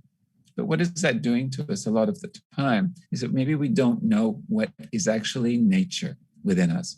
So reducing the noise external and internally, is extremely important. Take a break. Take a social media break. Cut it up. The other thing is that don't have all of it in your bedroom when you're sleeping, because you will be enticed to go onto it. You'll be enticed, and then you stop sleeping as well. Leave your phone outside your room. I know people say, no, I gotta have my way. No, put it outside of your room, and don't let it be the first thing you check. When you wake up in the morning, take a moment for yourself to reflect, to be wide instead of narrow, and then start to look at the day. But you need to have these little micro steps of ways that you can help your mental health. But I would say it's a holistic health, because you're helping your spirit, you're helping your socialization, your emotions, your physical. All of these things come together. The problem is we talk about mental health, and it's the dictator. But our body can shift that mental health. I don't know about you, Chandra, but for me, because I'm extremely kinesthetic and physical, is that when I start to get all sort of mushed up in my head, or too many things are starting to go around in my head, I need to release that. And one of the ways that I release is physicality, is that I go walking, or I go into nature, or I go swimming, or I do dance, or whatever I do. But it releases everything. It's also very creative. When I was doing choreography, for example, one thing that would help me is I would get stuck. And this also affects your mental health, is getting stuck into a rut, or stuck on an idea, or a contemplation of what is this project? I don't know the next step in this project. I don't know what this creative aspect, what do I need to add to the creativity of this for it to be successful or to be beautiful, whatever it may be. And I used to say, okay, go swimming. So I would go swimming, and I had one task. I can't get out of the pool until I've solved the question. So I would keep swimming and swimming and swimming until I found the answer. And the answer would come to me. I didn't sort of go on and on and on about the answer. I would just let the swimming allow me to find the answer, because it loosened everything up. So many people find their own ways of loosening their mind, loosening their body, whatever it might be. But it is a holisticness of this. So for youth, we need to be able to help them to start moving and expanding their thinking. Now, you remember we've talked about the nomadic culture and the nomadic mindset. One of the greatest, I believe, quotes that I found in all of my research was this in Mongolia, is a young student said to me, nomads think vastly, act narrowly. I'm going to say it again. Nomads think vastly, act narrowly. Now, whenever I talk about this in any speech, people go, that's the one that I pick up. Why? It's not like think global or act local. That's not like that at all. It is about vastness. Thinking vastly is opening the mind, opening the body, opening. And this is what we do in coaching. We go get curious and we start to open, because people come to us in a narrow state. And this is what's happening when we have these mental challenges, is that we're in this narrow state. Yesterday, for example, I have a client that is really challenged at the moment, from work, from relationships, from her children, from her mother, it's like everything is like coming at the same time. And I can sense she's in the beginnings of some sort of burnout, which is not a good place to be. And because her mind and everything is so narrow, it's so tight. And we need to be able to find these different mechanisms which will help us to open and to understand it's this width. Go wide, go wide, go wide, and then narrow in on a solution. That, I think, is what is happening for a lot of us in is one of the things that is challenged, if you take it deeper for mental wellness, is that the youth of today are seeing the challenges of no jobs. But now we need to widen that up and go, well, what other ways can you move forward? You don't have to do everything that is like a doctor or a lawyer or an accountant. There are other things to be able to do in life. But because our culture has closed us, we don't see that width of possibility. And our education is sometimes doing that. So the width, our bandwidth, as we call it sometimes, is very narrow. We need to go wide on the bandwidth, right? You know, remember on radios, we need to have a wide band, you know, that you're playing. You need to have the technology to be able to have a really wide band. And that's exactly the same thing for us as individuals, is we need this width. So the width can come through some of the things that I've already talked about. But most of all, one of the things that's actually really important, I think, for a lot, and especially if people are listening from India or wherever, they've grown up from the fact of meditation and stillness and this idea. And meditation is really a place to widen. So meditation, take a break from your social media. Don't believe everything that's on social media. Don't engage in everything that's in social media. Engage in only what is important to you. Sleep, sleep, sleep, sleep, sleep. Physical exercise is extremely important, but also to just really understand, to put a context into things that for the youth, for example, not only about where is their future, but what is the planet, is to get them engaged in understanding what's going on so that they become social activists for their own future. There's way too many people that are turning a blind eye and very short-term thinking about the planet, biodiversity, the decline of the planet. And we need to really understand that. And we need to do something about it. Because it's not just one person. We need to hold our governments responsible. We need to hold organizations responsible. And we need to hold ourselves and our families responsible. And our friends and our circles. Why? Because this will help our mental well-being to be able to cope and then thrive into the future. Why? Because we've gone wide and have a bigger picture of all the risks, the threats, and seeing them from a distance. We can see the opportunities, the possibilities. When you're narrow, it's very hard to see them. Would you say so, Chandra? Well, Kevin, I think you told us many, many important things. And one thing I'd like to share with you is that I know for sure that the 8 hours of sleep is definitely required because brain has to do cleaning functions.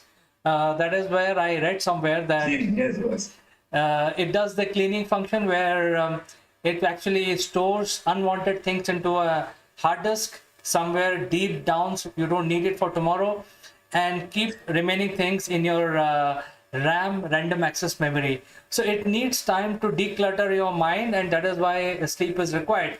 But we know that.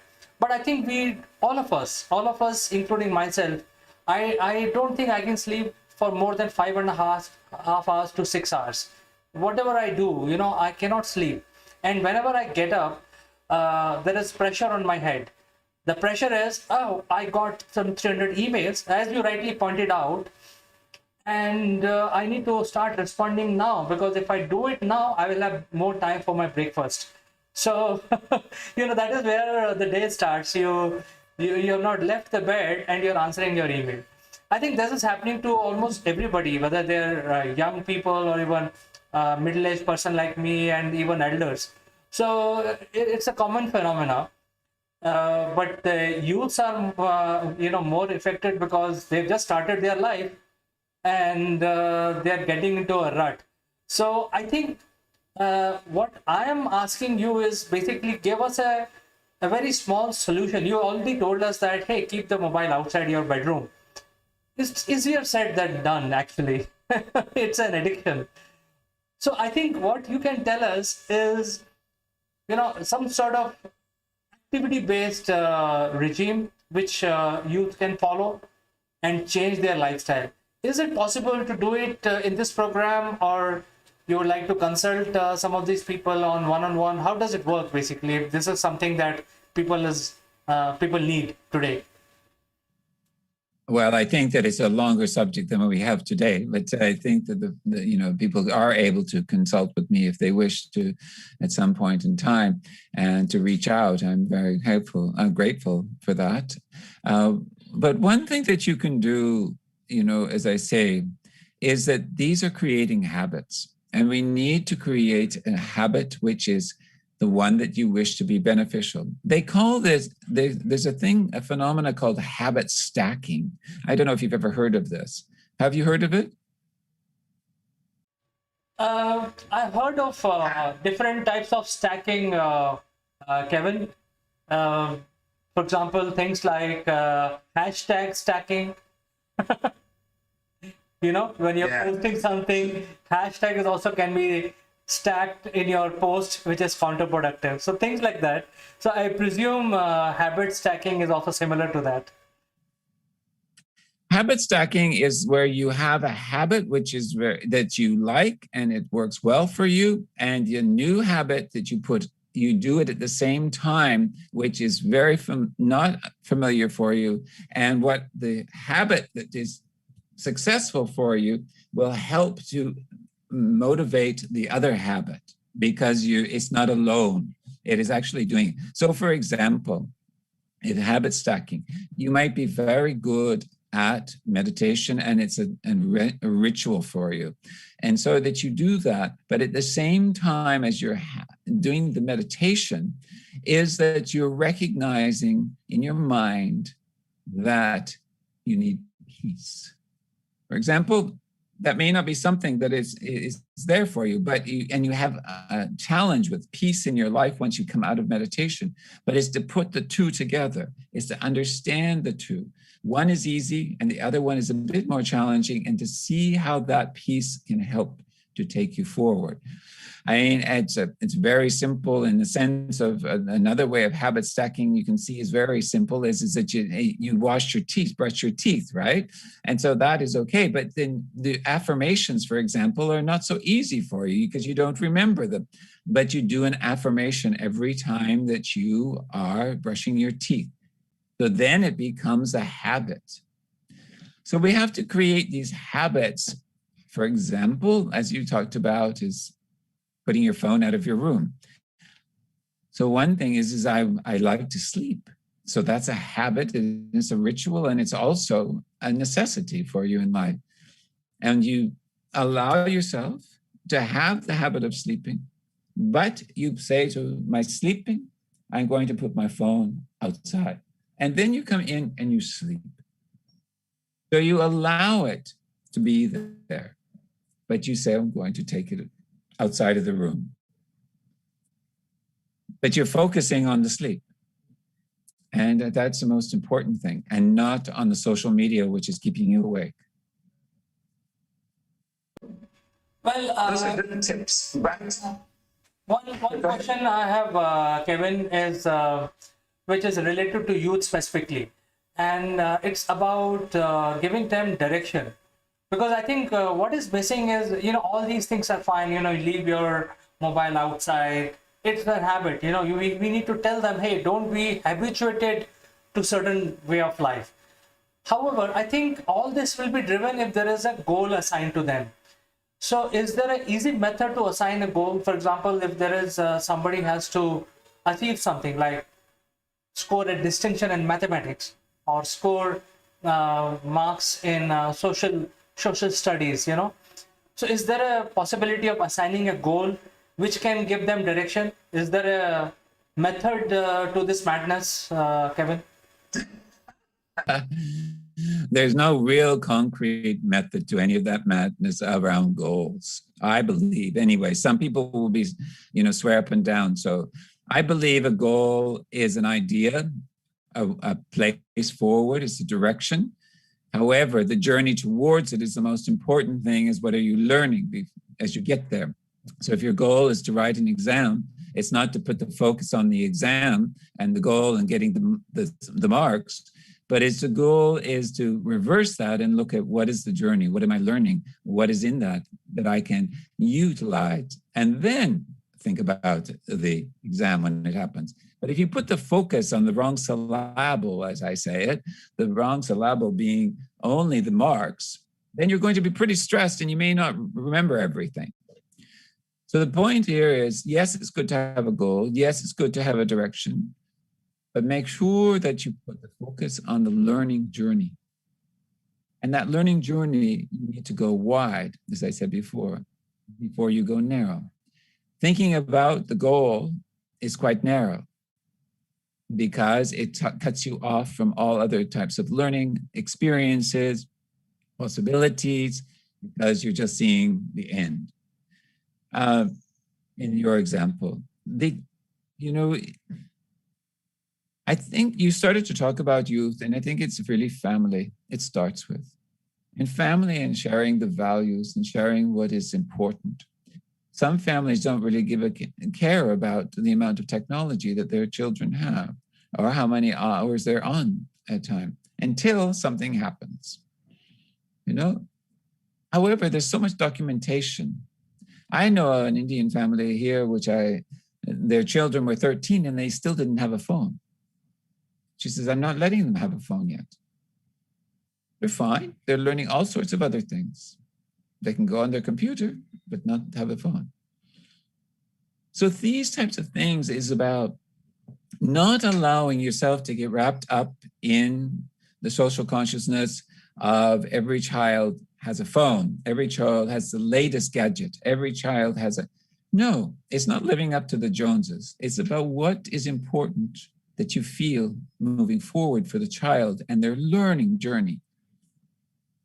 Sure, that might be part of their learning journey, but the point here is the values and the purpose that you're giving to them, educating them about the bigger picture of life, what is happening in not only in technology and jobs and whichever, but what is happening as far as the climate and getting interested.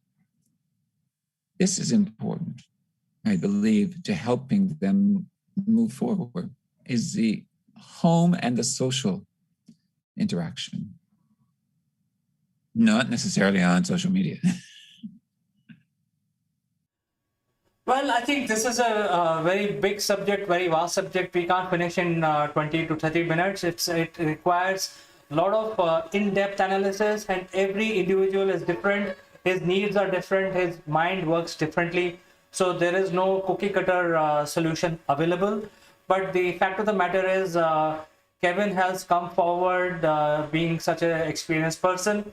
He's actually, he can help you train your mind in order to get focused, in order to sleep well, in order to get decluttered with your habits, and so many other things. It's a huge subject, Kevin. Thank you so much for finding time and joining us, Kevin. It's my great honor to be here with you, and thank you so much for the invitation.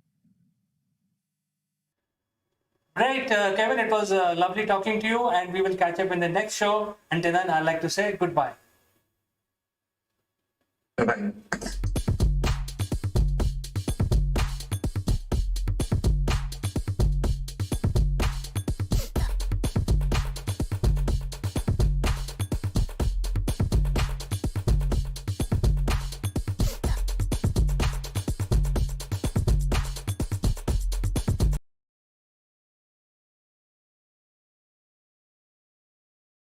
Friends, as we all know that Russia has signed an agreement with India about supply of air defense system known as S-400. This system is so advanced, it can actually track drones, aircraft, ballistic missiles, fighter aircraft, rockets, and intercept them in midair. And the range of this S-400 air protection system is about 380 kilometers. So you can not only detect using the radar, very advanced radar is fitted into this system, but you can also eliminate the threat which is entering India. Well, our arch rival in the region, which is China, which has become lately, they have already deployed 2 two battalions, two batteries of the same system which they got from Russia.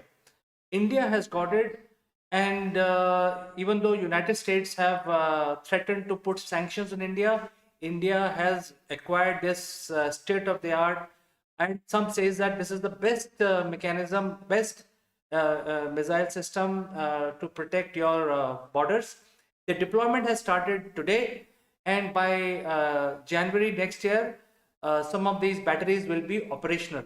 And as you know that India has two very vital borders, which is facing China as well as facing Pakistan. So we have in case of a battle, there is a situation which will become like a two-front war, and that is why acquisition of this protection system was very, very important for India. And to understand this more holistically, this missile system has a very advanced radar which can also map the incoming aircraft or incoming missile systems radar. So this is one of the reasons that it is this system is so effective. It can actually track, even though your aircraft is a stealth aircraft like F-35 of United States, it can still monitor that aircraft even though it is not visible on the radar, but S-400 radar can detect it and eliminate it. And this is the reason that US is very unhappy, and they have already put sanctions against China and also against Turkey. Well, Turkey has not got S-400, but Turkey got eliminated from F-35 program, even though Turkey is one of the biggest ally of NATO, but they got eliminated from F-35 because of this thing that, the enemy can track the F-35 radar systems, and S-400 will become operational. So China is already sanctioned, but India is very hopeful that they will not attract sanctions from the Biden administration, simply because of the two-front war and the geopolitical situation of India. India need to protect its border and its territory and also its people. So that is why S-400 is very, very vital for national security. The deployment is going to start from now, and the whole system will be operational. Once this is in operation, it will be able to eliminate targets starting from 120 kilometers to 150, 250, and finally 380. So there are multiple grading system which the protection system umbrella, as we call it, uses. Depending on how fast the target is, it can find out various elimination points and fire the adequate rockets. Interesting thing is this system can also protect Indian borders from the threat of intermediary supersonic ballistic missiles, which usually fly 4 to 5 times the speed of sound. So this missile system can identify those threats also and eliminate. So I think this is a major acquisition for India. The deployment has started as of today, will be operational by January, February next year. And China has already deployed 2 batteries of the system to prevent Indian aircraft entering their borders. So we need to do the same thing in order to maintain the balance. So friends, do write in your comments about this major development in our country, in our region, and I will respond to each one of you. And I'll catch you in the next one.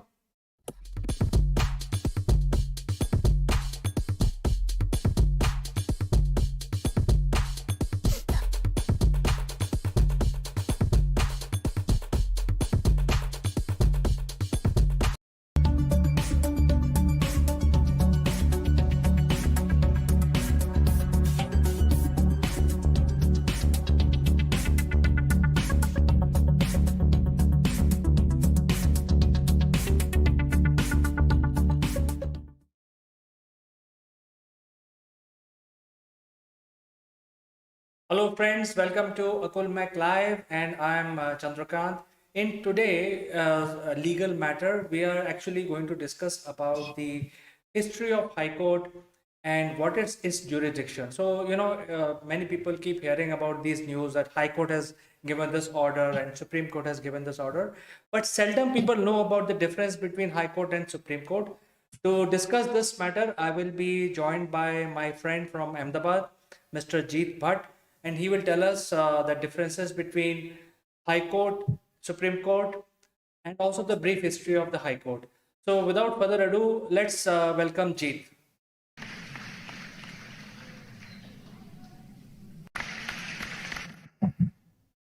Hello, Chandrakant.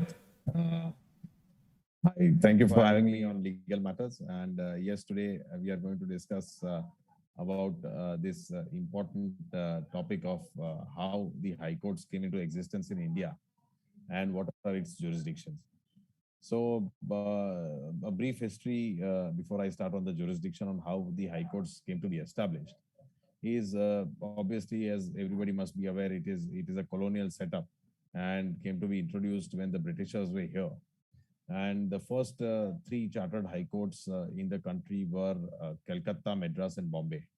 And people in Bombay, Calcutta, and Madras must be knowing that these high courts are almost 150 years, almost 150 years old.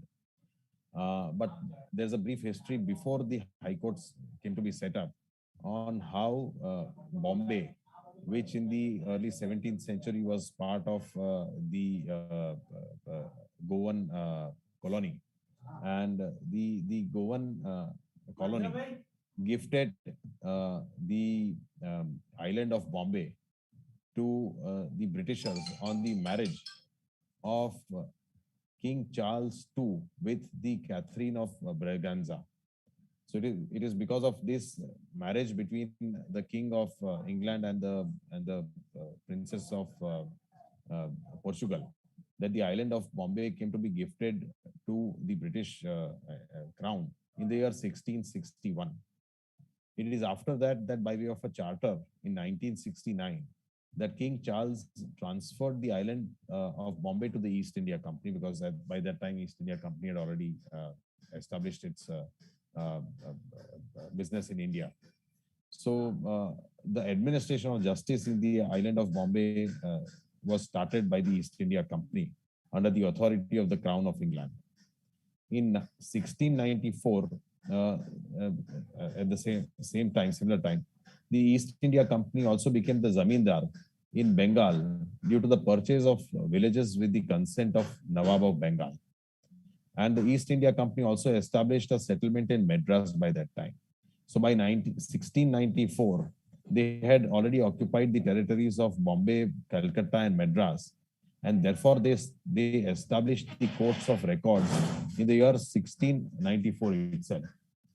By 1694, since the East India Company was already administrating justice in these regions, they established courts of records by 1726, and which were later on known as the Supreme Courts of Bombay, Calcutta, and Madras.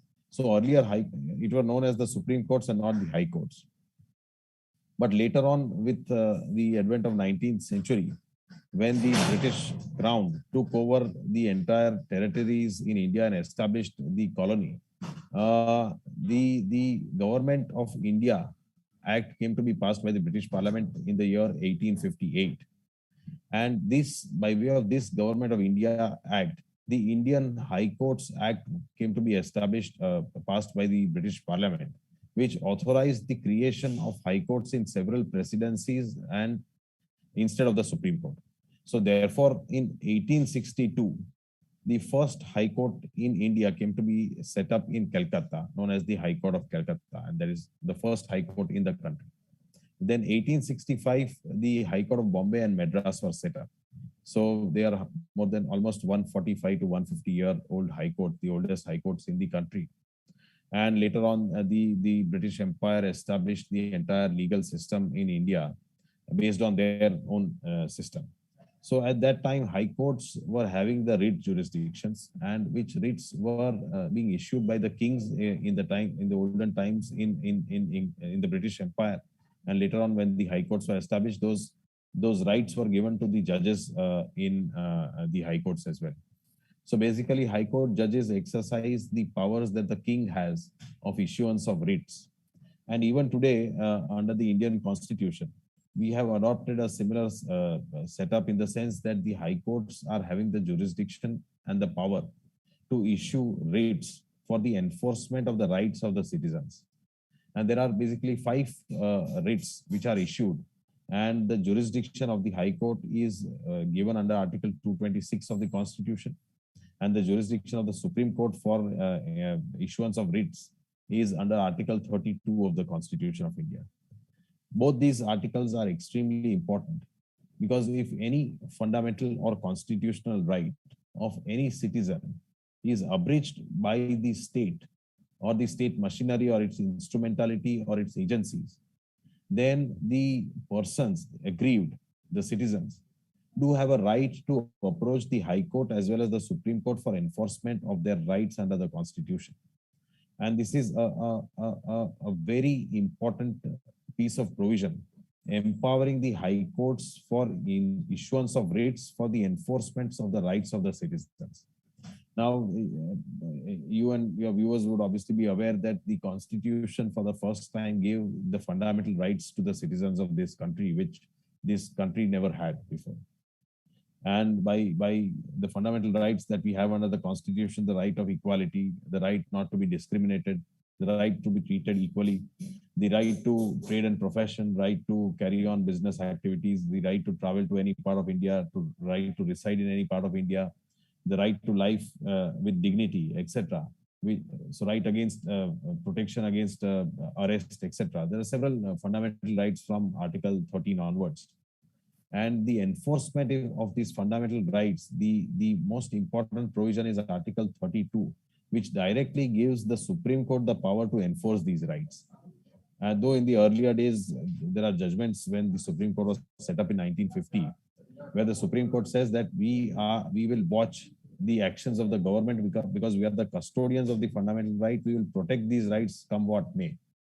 And these were the words of the Supreme Court initially, but then later on with so much of litigation, so much of cases pending, now the Supreme Court is of the opinion that the high courts also have a similar power of issuance of writs, which we also have. Rather, high courts have a wider power in the sense that high courts can be approached for the enforcement of any of the constitutional rights. So if there's violation of any of the provisions of the Constitution, the high court of that state will have the power for issuance of writs for the enforcement of rights, whereas the Supreme Court will have the right for enforcement of only fundamental rights.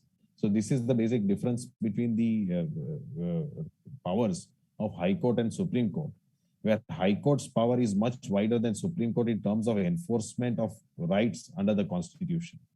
Obviously, the Supreme Court being the last authority, the final arbiter of disputes, it will have a word of finality, and obviously its powers are not limited. It can exercise any power, and on the contrary, it can even mold the law in order to give relief if it thinks that it meets the ends of justice. But if you read the Constitution, Article 226 provides for a much wider power to the high courts than Article 32, which provides same power to the Supreme Court. So that is the setup which has been followed from the earlier colonial system to the present constitutional system under our Constitution. But next, I would like to talk about the 5 writs that can be issued by the high courts and the Supreme Court. And those 5 writs which can be issued are the writs of habeas corpus, the writs of mandamus, the writ of prohibition, the writ of quo warranto, and writ of certiorari. So these 5 writs can be issued. Now I'll just speak briefly on what these 5 writs are. It's a very wide topic, and every writ can cover at least an hour or so if it wants to be discussed in detail. But a habeas corpus writ is again and these 5 writs are again very old established writ powers which the kings in the British times had. So writ of habeas corpus is for the production of the body. So habeas corpus literally is a Latin word, but which means have the body. So if any person has been illegally detained by any authority, which does not have the power to detain him and his custody is illegal, then the aggrieved person or a family member of the person who has been captured illegally can approach the High Court for issuance of a writ of habeas corpus. And if the High Court issues the writ of habeas corpus on finding that the person has been illegally detained, then the authority, the state machinery, will have to find that person from any part of the country and will have to produce it before the court in order to find out whether the person has been illegally detained or not. So that is the power of writ of habeas corpus. It's a very important writ, and a lot of lives have been saved by issuance of this writ of habeas corpus by different high courts as well as the Supreme Court. So basically, it pertains to right to life and live with dignity and without any restrictions. So if any person has been illegally detained, his family can approach the High Court for issuance of a writ of habeas corpus. The second writ is a writ of mandamus. Yes, a writ of mandamus, which is basically a command. So the High Court has the power to command the state in order to ensure that if the state has a duty which is not fulfilling, then the High Court can issue a writ of mandamus directing it by way of a command to comply with its duty. And also if it is in violation of any rights of any citizen, so the High Court can issue a writ of mandamus against the state. Now, kindly also bear in mind that these writs can be issued against the state, its authority, and its instrumentality, but not against private persons and private entities. So for that disputes, there are civil courts. But with respect to disputes which are in the realm of public law, then high courts have the jurisdiction under Article 226. The third writ is the writ of prohibition, which is preventing a state or its instrumentality from acting or undertaking or doing something which is not in consonance with the Constitution or with the laws. The fourth writ is the writ of quo warranto. This writ of quo warranto is basically control over the appointments on public posts of ineligible persons which are not having the requisite qualification as prescribed under the rules. So for example, if a vice chancellor of any university or if any person holding any public post under the state, he does not have the eligibility to hold that post and has been appointed still by the state, then the High Court can issue a writ of quo warranto that your appointment is illegal. So this is the writ of quo warranto, which the High Courts have control over public posts and the appointments which are made by the state government. And the fifth is the writ of certiorari, where the High Court has the power of supervision over the lower courts and tribunals under the state. So if any order passed by the tribunals or any of the trial courts, then the High Court has power of supervision and it can correct those powers if they have been passed without jurisdiction or there is manifest error in those orders. So basically dividing the powers of the High Court, they can be prescribed as either original or appellate. So under original powers of the High Court, there are these writ jurisdiction like writ of habeas corpus, mandamus, prohibition, quo warranto. Whereas the writ of certiorari is basically sometimes an appellate jurisdiction which the High Court is exercising, where the orders of the trial court, different tribunals are challenged before the High Court. And the High Court, by way of its supervisory power, is exercising control over these tribunals. So basically, this is how the powers of and jurisdiction of the courts are distributed by way of these 5 writs, and it has vast powers to do complete justice towards the citizens of this country. Also, this power has been expanded by high courts and Supreme Courts by entertaining public interest litigations, where a lot of vigilant individuals file these public interest litigations for larger issues with regards to health, water, sanitation, laborers, etc. A lot of public interest litigations for human rights, etc. have been filed, and the high courts have exercised its jurisdiction and issued landmark judgments on the protection of a lot of areas regarding this public interest litigation. So yes, so this is how the jurisdiction of the high courts, the powers are being exercised. This is great, Dean. In fact, a lot of people don't know about high courts and Supreme Court, what kind of job they do, what type of cases they have. So I think it's a very important, description that you have given for the viewers. And by the way, viewers, we are live. If you have any question, you can shoot it out. We will display your question straight away on the screen and get it answered. So, Jeet, I have one question. And I think a lot of people may be aware the differences, but I think there are not too many in India. So, if you can tell the viewers when they can approach High Court, although you have explained technically into 5 types of writs, but can you explain in a layman's language what is the right timing for individual to approach High Court? Otherwise, they will have to stick around in the lower court. So I think you can take it up from there. Yes, certainly, Chandrakant. So basically, there are two types of disputes. One is private, and the other is a public dispute having a public law element. If it's a private dispute between two private entities where the state is not involved, then the jurisdiction would lie before the civil courts, trial courts, or special tribunals which have been enacted. Like, say, for example, if it's between a bank and a borrower, then there are separate tribunals like the Debt Recovery Tribunal, which has been specially enacted. Otherwise, if it's a MSME, then there's a MSME council which adjudicates disputes on payment, etc. Also, with regards to insolvency, bankruptcy, there is NCLT, there is the National Company Law Tribunal, and other private disputes with regards to land, etc. There are civil courts. Also, there are special secretary revenue and revenue tribunals, etc. But depending on the nature of disputes, the area of jurisdiction of which court can be decided. But with regards to High Court and its power, if the state or its instrumentality acts in a manner which violates any of the fundamental or any constitutional right. So say, for example, if the state machinery is encroaching upon a private land of a private individual, though there is a civil dispute, but that violation would also be a violation of a constitutional right, in the sense that right to property is still recognized as a constitutional right under Article 300A. So that person can approach the High Court for enforcement of his constitutional right. Similarly, as I said, if the police machinery has taken over your family member and illegally detained him without any charge or without any FIR, then of course you can take the remedy of habeas corpus and file a writ before the High Court, and the High Court can call upon the state machinery, its police, to produce the corpus and ask him ask why he has been detained. Also, a lot of times what happens is that even private individuals kidnap small kids, and the parents of the kids can also approach the High Court seeking the writ of habeas corpus if the police is not undertaking the search as it should in a vigilant manner. So then they can also approach the High Court, and they have approached in many cases past, where High Courts have issued the writ of habeas corpus for producing the body.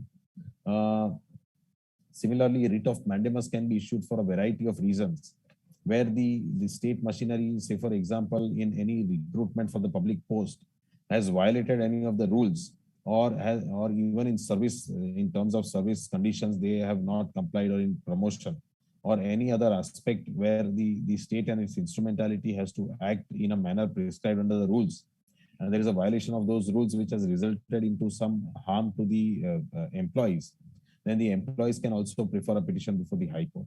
And similarly, certiorari, as I said, is an appellate power, supervisory power, where if any order which has been passed by the trial court or by any tribunal which is not in consonance with law, then that can be approached before the High Court for adjudication. So these are the manners in which the persons can approach before the High Court. Also, if there's a remedy, say for example, if a police has registered an FIR on an absolutely false and frivolous allegations leveled by the informant, and if it's an abuse of the process of law, then the High Court, under exercise of its writ jurisdiction, read with the Code of Criminal Procedure, can quash the FIR against the accused person if the accused person approaches the High Court. So there are a lot of ways in which you can approach the High Court depending on what right has been violated. Thank you so much, Jeet, and in fact for explaining this. But I have one last question, which is about the subtle differences between the powers of Supreme Court and High Court. And is there a High Court in every state, or there are certain states which do not have high court and they have to approach Supreme Court. So what is the difference, and how many high courts we have in India? Yes, Chandrakant, mostly every state has a high court, except 2 or 3 states which share their high courts. It's not that they don't have a high court. In the Seven Sisters, that is Northeast, probably a couple of states share one high court. Also, Punjab and Haryana, though there are 2 separate states, but Chandigarh being the union territory, shares a common high court of Punjab and Haryana. So 2 states having one high court. Also, there are some other states where 2 or 3 states are sharing one high court, but there are only 2 or 3 such states which are sharing. Otherwise, every state has a high court. And union territories also, they don't have a high court, but their jurisdiction lies before the high court. So, say for example, like Daman and Diu, their jurisdiction is with Bombay High Court. And Goa, though now it's a state, so they have a bench of Maharashtra High Court in Goa. So therefore, they also now have a bench which sits there. So difference between High Court and Supreme Court, I would say, is basically the power under Article 226 and 32, though are same for issuance of writ. But the power of High Court is much wide in the sense that the High Court can be approached for adjudication of a dispute which is in terms of violation of any of the constitutional right, whereas the Supreme Court can be approached only in terms of violation of fundamental rights. So the power of Supreme Court in that sense is little restricted. Not it is restricted in any other sense in terms of granting relief, but only in terms of violation of what provision which decides of what jurisdiction the Supreme Court has. Also, a difference is that against the orders of the High Court, the appeal can be preferred before the Supreme Court. So therefore, Supreme Court in that way is the last forum for adjudication in our hierarchical system. Otherwise, powers of writs are same. Well, Jeet, it was a pleasure talking to you and learning so many things about our judicial system today. Thank you so much for coming over to our show and talking to our viewers, explaining this. It was a pleasure. Thank you, Chandrakant, for having me. It's my pleasure and honor to be on this legal matters. Thank you.